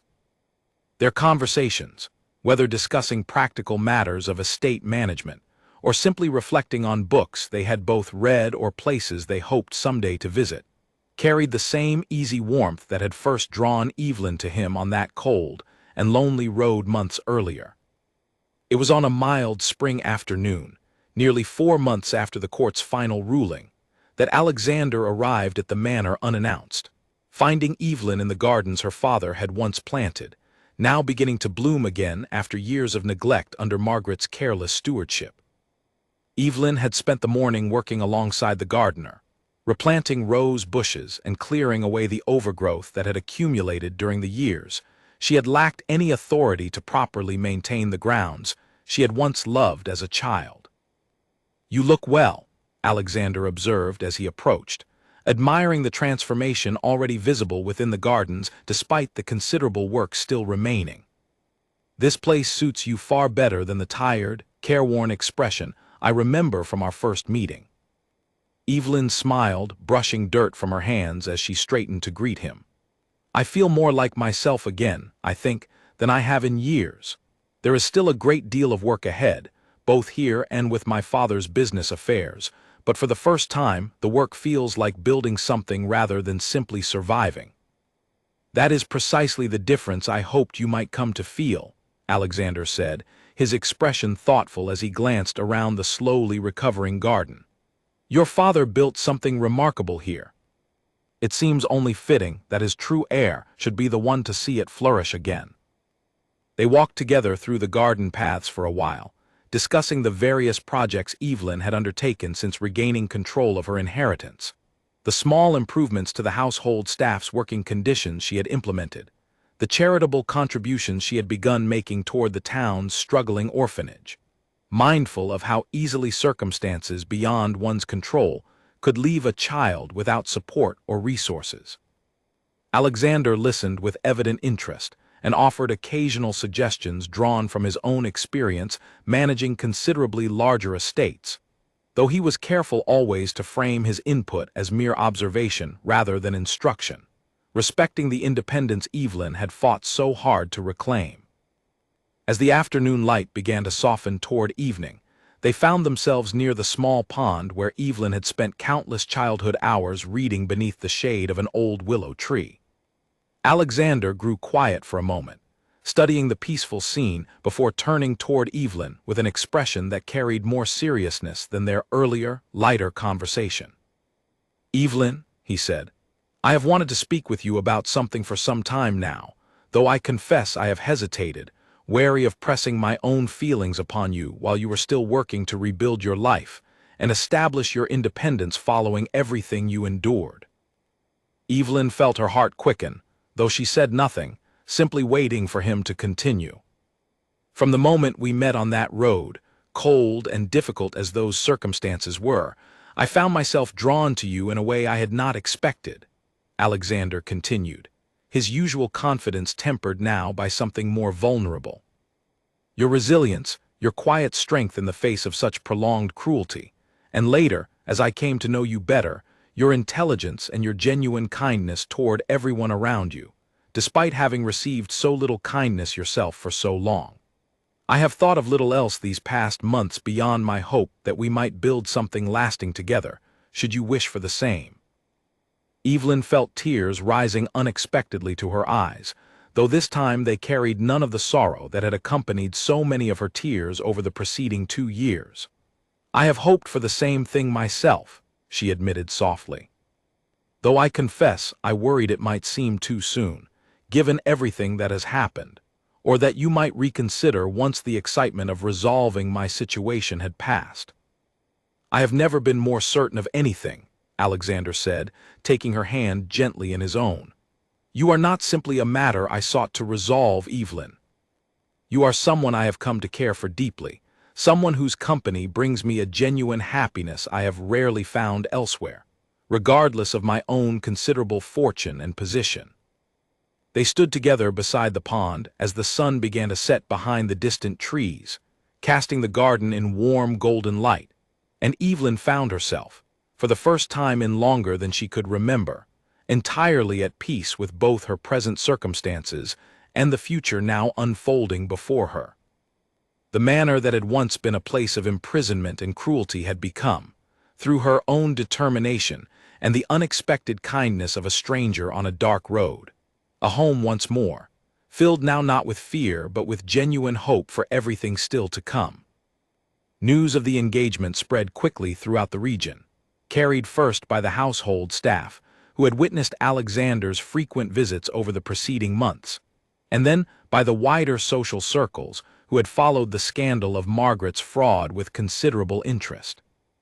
Unlike the whispered gossip that had once surrounded Evelyn's difficult circumstances, this news traveled with genuine warmth and admiration, as neighbors and acquaintances who had watched her quiet suffering from a distance now celebrated the remarkable turn her fortunes had taken.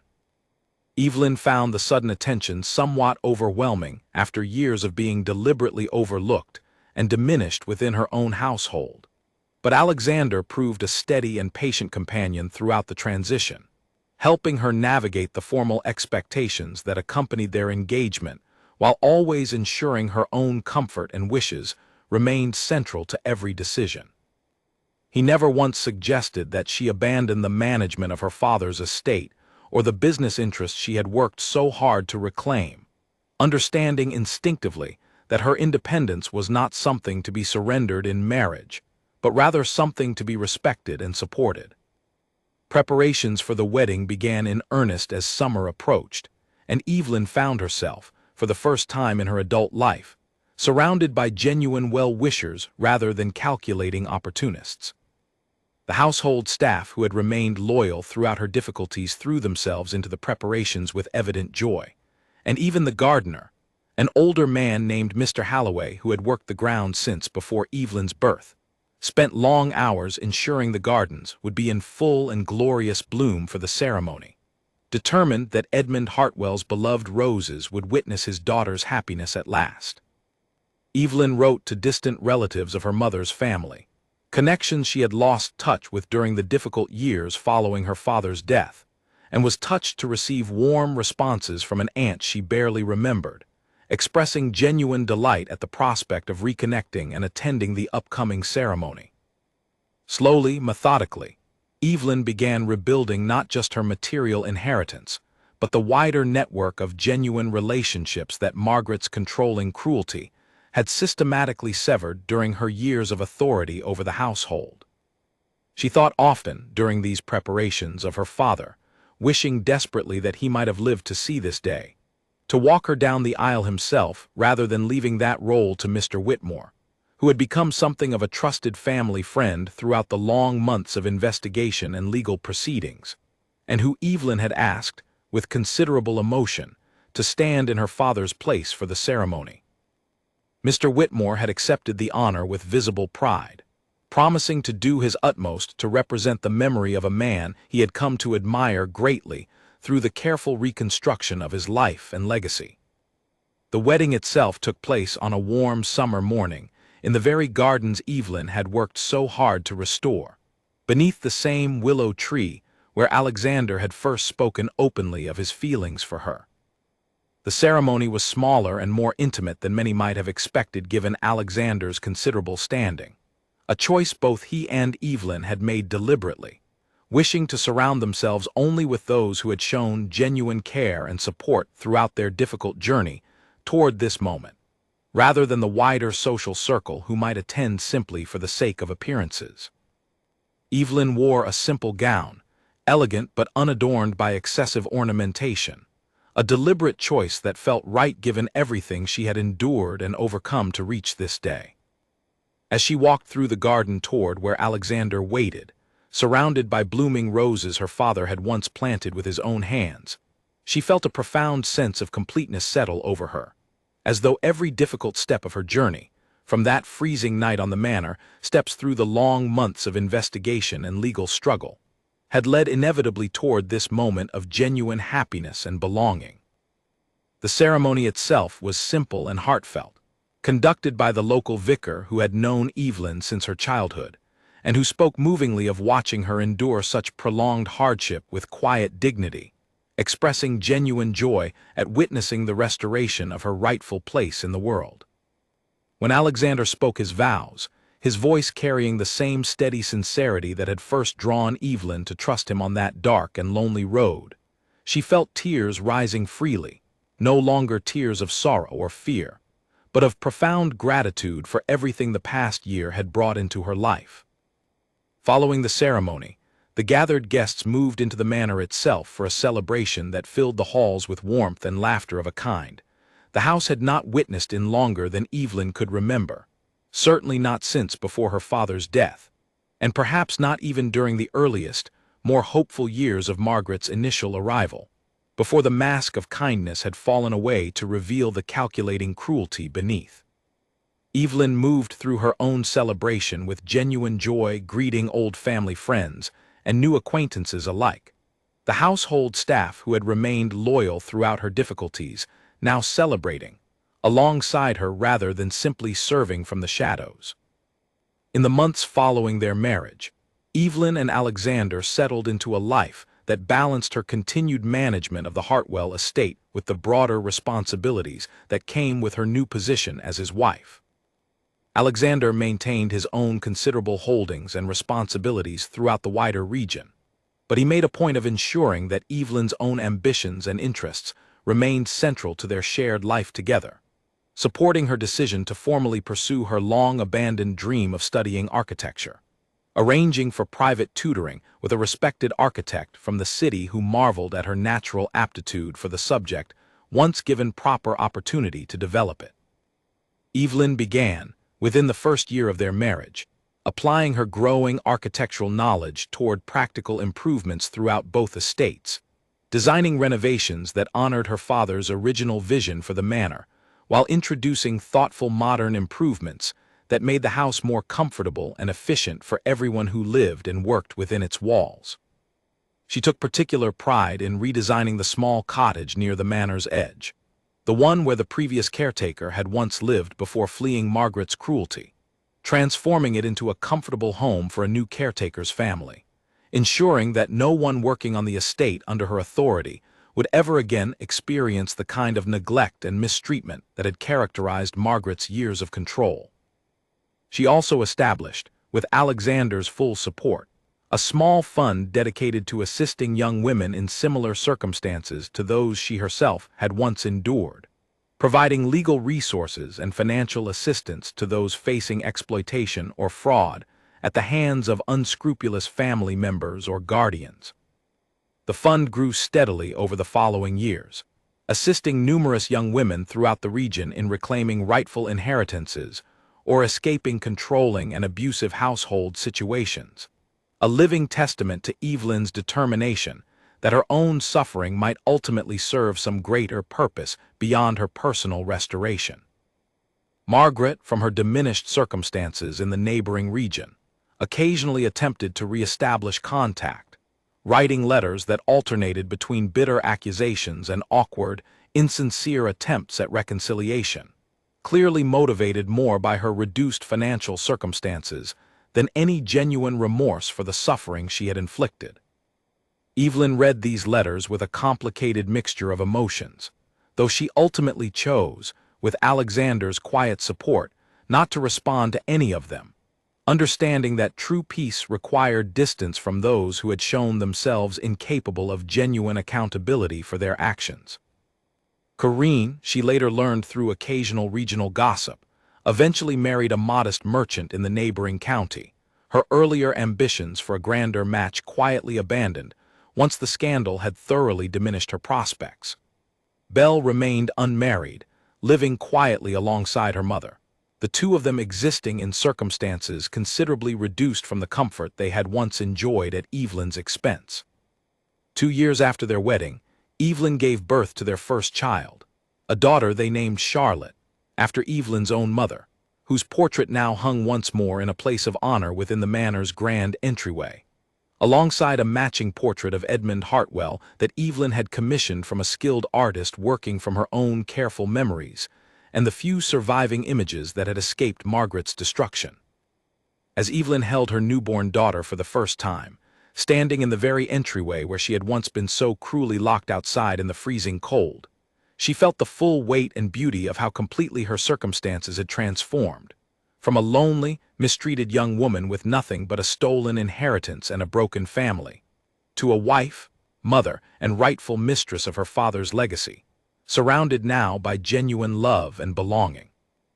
Alexander proved, throughout their years together, exactly the steady and devoted partner his early kindness on that lonely road had suggested he would be, supporting Evelyn's continued architectural pursuits even as their family grew, celebrating alongside her as she completed her first independent design, a small chapel commissioned by the very orphanage she had begun supporting in the aftermath of her restoration, a building that stood, in Evelyn's own mind, as a quiet monument to everything she had overcome and everything she had chosen to build in its place. Years later, when their daughter Charlotte grew old enough to ask about the story of how her parents had first met, Evelyn would tell her, with a warm smile, of a cold and frightening night when she had been locked outside her own home, of a broken carriage wheel on a lonely road, and of a kind stranger who had shared his coat and his warmth without asking anything in return. She would tell her daughter that even in the darkest and most difficult circumstances, kindness had a way of finding its path forward, that justice, though sometimes slow in arriving, remained worth pursuing with patience and courage, and that every locked door, no matter how firmly closed, could eventually be opened by those determined enough to seek the truth and brave enough to fight for what rightfully belonged to them. The manor that had once stood as a place of imprisonment and cruelty had become, through Evelyn's determination and the unexpected kindness of a stranger who turned out to be far more than he first appeared, a true and lasting home, filled with laughter and love, and the quiet, steady happiness that Evelyn had once feared she might never know again. Every door within its walls stood open now, not just to Evelyn herself, but to everyone who had once been unfairly excluded, a living testament to the idea that even the deepest injustices could, with enough courage and the right allies, eventually be set right. 3 years after Charlotte's birth, a knock came at the Manor's front door on a rainy autumn evening that reminded Evelyn, in an unsettling way, of the night that had changed everything for her so long ago. She answered it herself, having sent most of the household staff home early given the severity of the storm, and found a young woman standing on the very steps where Evelyn had once been locked outside, drenched and shivering, clutching a small bundle of belongings against her chest. "Please," the young woman said, her voice trembling with cold and exhaustion. "I was told this house might offer help. My name is Isabel Marsh. I have nowhere else to turn." Evelyn recognized, almost instantly, the particular desperation in the young woman's eyes, a look she remembered seeing reflected in her own mirror during the darkest months following her father's death. She ushered Isabel inside without hesitation, calling for dry clothes and warm food while Alexander, alerted by the commotion, came down from his study to find his wife tending to a stranger with the same quiet urgency she brought to every act of genuine kindness. Once Isabel had warmed herself by the fire and eaten a proper meal, she explained her circumstances in halting, careful sentences, clearly unaccustomed to having anyone listen to her troubles with genuine attention. Her own father, a respected merchant in a town nearly 40 miles distant, had died suddenly the previous winter, leaving behind a modest but comfortable inheritance intended for Isabel alone, his only child. Her uncle, appointed as executor of the estate due to some outdated provision in an old family agreement, had since systematically drained the inheritance for his own purposes, claiming Isabel's education and household expenses justified withdrawals that had, in truth, gone towards settling his own considerable gambling debts. When Isabel had finally confronted him directly, demanding an honest accounting of what remained, her uncle had grown violent in his anger, though he had stopped short of any physical harm, instead threatening to have her committed to an asylum on false claims of instability, a threat Isabel knew he possessed enough local influence to potentially carry out. She had fled that very night, walking for 2 days along back roads to avoid discovery, having heard rumors from a sympathetic servant within her uncle's household of a fund established by the Duchess of Ashcombe to assist young women facing exactly this sort of exploitation. Evelyn listened to the entirety of Isabel's story with her jaw tightening in familiar, righteous anger, recognizing in these details an echo of her own painful history, though the specifics differed. Alexander, too, had grown visibly troubled as the story unfolded, and once Isabel had finished, exhausted by the telling, he excused himself briefly to send an urgent message to Mr. Whitmore, who had continued serving as the primary solicitor overseeing Evelyn's charitable fund in the years since its establishment. "You are safe here," Evelyn told Isabel firmly, taking the young woman's cold hands in her own. "Whatever your uncle has threatened, whatever influence he believes he holds, you will find considerably more resources standing between you and further harm than perhaps you realized when you set out on this journey." Mr. Whitmore arrived the following morning, and over the course of several days, a plan began to take shape, one that drew heavily upon the lessons learned during Evelyn's own difficult battle against Margaret's fraud years earlier.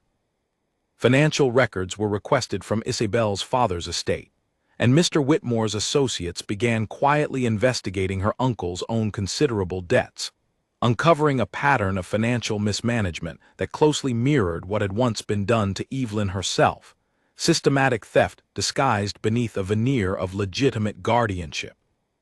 Isabel's uncle, upon learning that his niece had sought refuge with the Duke and Duchess of Ashcombe, a family whose considerable influence throughout the region had only grown since the very public exposure of Margaret's fraud years earlier, made the grave miscalculation of arriving at the manor himself, demanding Isabel's immediate return under threat of legal action for what he characterized as her unlawful abandonment of her guardianship arrangement. Evelyn met him in the manor's grand entryway, the very space where she herself had once stood as a diminished, overlooked servant in her own home, though now she stood there as its rightful and confident mistress. She listened to the man's blustering threats with a calm composure that seemed to unsettle him considerably, clearly having expected an easier confrontation with a young widow he had assumed would be intimidated by his position and bluster. "I would advise considerable caution before pursuing any legal action, Mr. Marsh," Evelyn said evenly, once he had finished his tirade.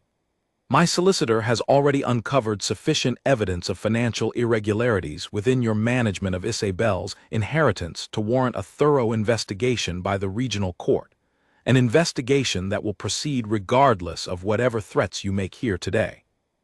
I would think carefully about whether you truly wish to invite such scrutiny into your own affairs."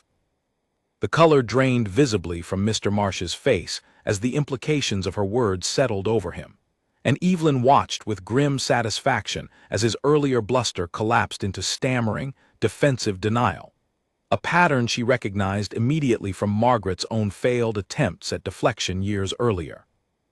Alexander, who had remained quietly present throughout the exchange, stepped forward at that point, his considerable presence and title adding weight that Mr. Marsh clearly found impossible to ignore. "I would suggest you return home and prepare a full and honest accounting of your niece's estate," Alexander said, his voice carrying the same calm authority Evelyn had first encountered on that dark road years earlier.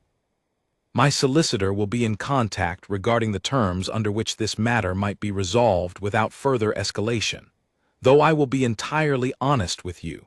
Given the extent of what has already been uncovered, considerable restitution will be required." Mr. Marsh departed the manor considerably less confident than he had arrived, and over the following months, the legal proceedings that followed closely mirrored the pattern established years earlier during Margaret's own downfall.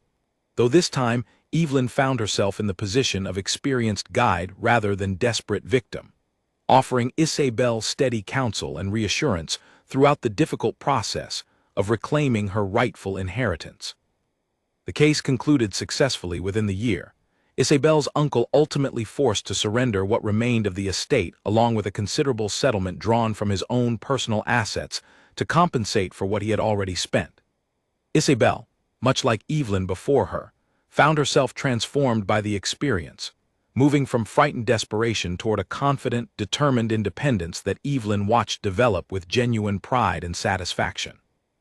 Isabel chose, in the years that followed, to remain closely involved with Evelyn's charitable fund, eventually taking on a formal role helping other young women navigate similar difficult circumstances, drawing upon her own hard-won experience to offer the kind of practical, compassionate guidance that had once been extended to her during her darkest hour.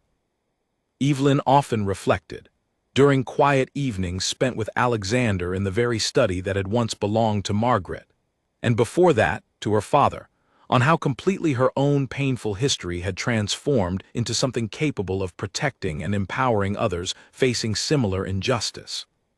The fund continued to grow steadily over the years, eventually expanding its reach beyond the immediate region as word of its effectiveness spread, assisting dozens of young women in reclaiming stolen inheritances and escaping controlling, exploitative household situations, each success building upon the foundation established by Evelyn's own hard-fought battle for justice.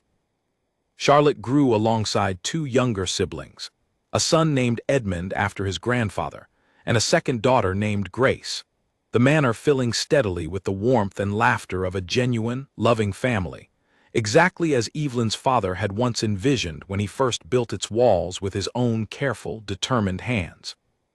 The gardens flourished under continued careful attention, the roses blooming each summer in abundant, fragrant testament to the resilience that had carried the entire family through its most difficult trials. On quiet evenings, when the household had settled and the children slept soundly in their rooms, Evelyn would sometimes walk alone through the manor's halls, past the portraits of her mother and father now restored to their rightful places, past the study where she had once discovered the forged evidence of Margaret's betrayal, past the front entrance where she had once sat shivering in the cold, utterly certain that her life held no further hope or possibility. Every room, every hallway, every carefully restored corner of the house carried some memory of the difficult journey that had brought her to this point, and Evelyn found, in these quiet reflections, not lingering pain, but rather a deep and settled gratitude for everything that difficult journey had ultimately taught her about resilience, justice, and the unexpected kindness that could arrive, even on the coldest and most hopeless of nights, from the most unlikely of strangers. Alexander would often find her during these quiet evening walks, joining her without a word, simply offering his steady presence as they moved together through the halls of the home they had built together from the ashes of such profound injustice. Their partnership, forged first through an unexpected act of kindness on a lonely road, and tested through the long, difficult months of legal struggle that followed, had grown over the years into something deeper and more resilient than either of them could have fully anticipated during those first tentative conversations beside a roadside fire. Every door within the manor stood open now, not merely as a physical reality, but as a lasting symbol of everything Evelyn had reclaimed and rebuilt, a testament to the truth her father had always tried to teach her, that character revealed itself most clearly in difficulty, and that even the deepest darkness could eventually give way to a hard won and deeply deserved light. Not every trial that followed Evelyn's restoration to her rightful inheritance arrived without genuine danger. In the autumn following Isabel's arrival at the manor, word reached Evelyn through Mr. Whitmore that Mr. Doyle, the disgraced solicitor whose confession had proven so essential to exposing Margaret's fraud years earlier, had recently been released from the modest term of confinement imposed upon him by the regional court. Rather than seeking honest work elsewhere as many had assumed he might, Doyle had instead grown increasingly bitter over the years, convinced that Evelyn's testimony and Mr. Whitmore's relentless investigation had unfairly ruined what remained of his reputation, conveniently overlooking his own willing participation in the original deception. Evelyn thought little of the news at first, assuming Doyle's resentment amounted to nothing more than idle grumbling from a man too proud to accept responsibility for his own choices. But late one evening, several weeks after his release, a strange and unsettling letter arrived at the manor, unsigned but written in a hand Mr. Whitmore quickly recognized as Doyle's own, demanding a substantial sum of money in exchange for his continued silence regarding certain unspecified details he claimed to still possess about the original fraud, details he suggested might prove embarrassing were they to become public. Despite the matter having already been thoroughly and publicly resolved years earlier, Alexander read the letter with a darkening expression, immediately recognizing the crude attempt at extortion for what it was. "This man has no genuine leverage remaining," he said, setting the letter down upon his desk with controlled anger. "Whatever he claims to know was already addressed during the original proceedings. This is nothing more than a desperate attempt to extract money from a family he believes will pay simply to avoid any further public attention." "Then we refuse him entirely," Evelyn said firmly, though a small, uneasy knot had formed in her stomach at the implicit threat carried within the letter's careful phrasing. "I will not be intimidated by a man whose own dishonesty caused so much suffering in the first place." Mr. Whitmore, consulted the following morning, agreed entirely with this assessment, though he cautioned considerable care regardless. "Men who have lost everything through their own poor choices often grow dangerously unpredictable," he warned. "I would recommend increased vigilance around the estate until this matter is properly resolved, purely as a precaution." Alexander took the warning seriously, quietly arranging for additional security around the manor's grounds without alarming the household staff or the children, though Evelyn noticed the subtle changes regardless, familiar now with the particular quality of watchful tension that had once characterized the difficult months leading up to Margaret's final downfall.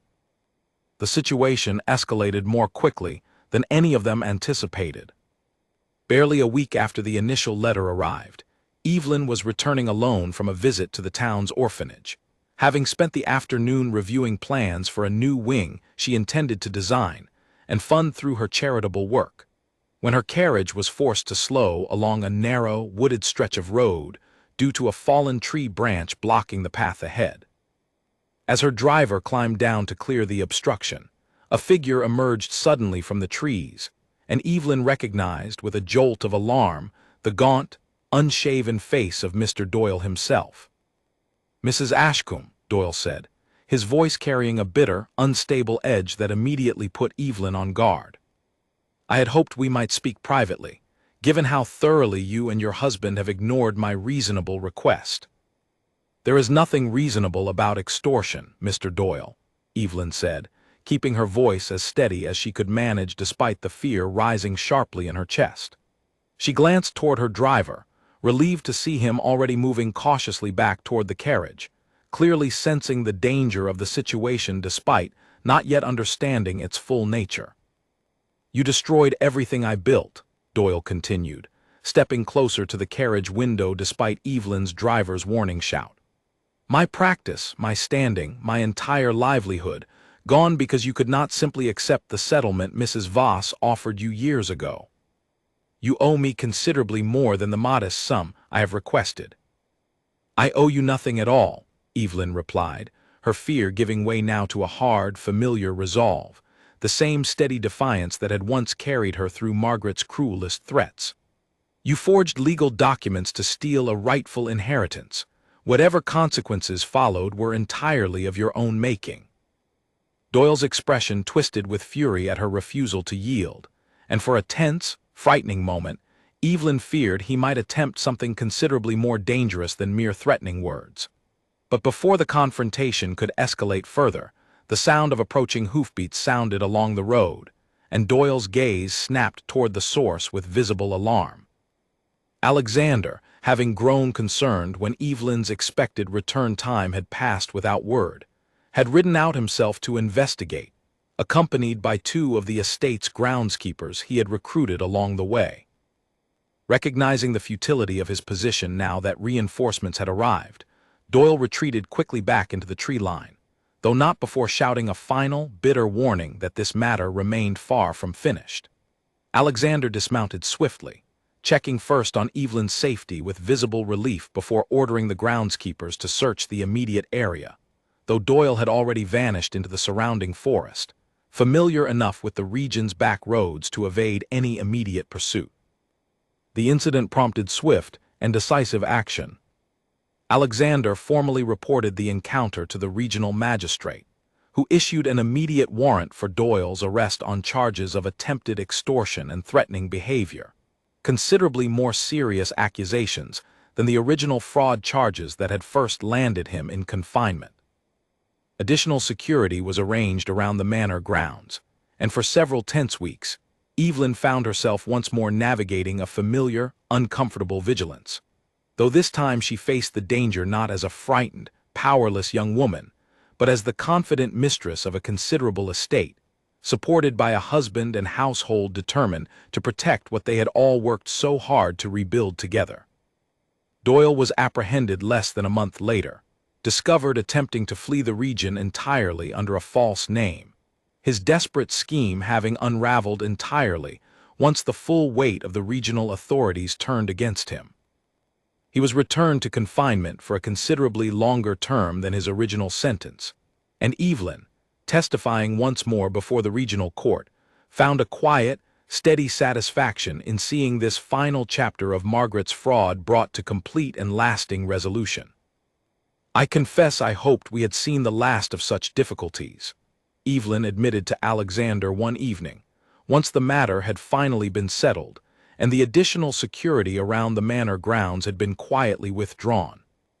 "Though I suppose there will always be those unwilling to accept responsibility for their own choices, seeking instead to blame others for consequences they brought entirely upon themselves." "Perhaps," Alexander agreed, drawing her close as they sat together beside the study fire, the same room where Margaret had once orchestrated her elaborate deception, now transformed entirely into a space of warmth and genuine partnership.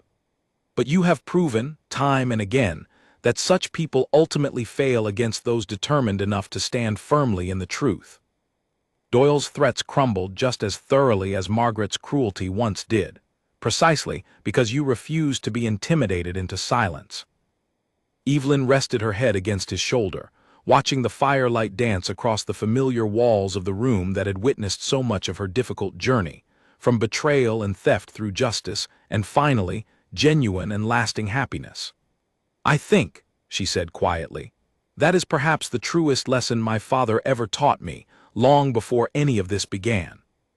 That character reveals itself most clearly in difficulty, and that those who act with honesty and courage, even in the darkest circumstances, ultimately find their way toward a light worth reaching." Outside, the autumn wind moved gently through the restored gardens, rustling the last golden leaves of the season across grounds that had witnessed both the deepest cruelty and the most unexpected kindness Evelyn had ever known.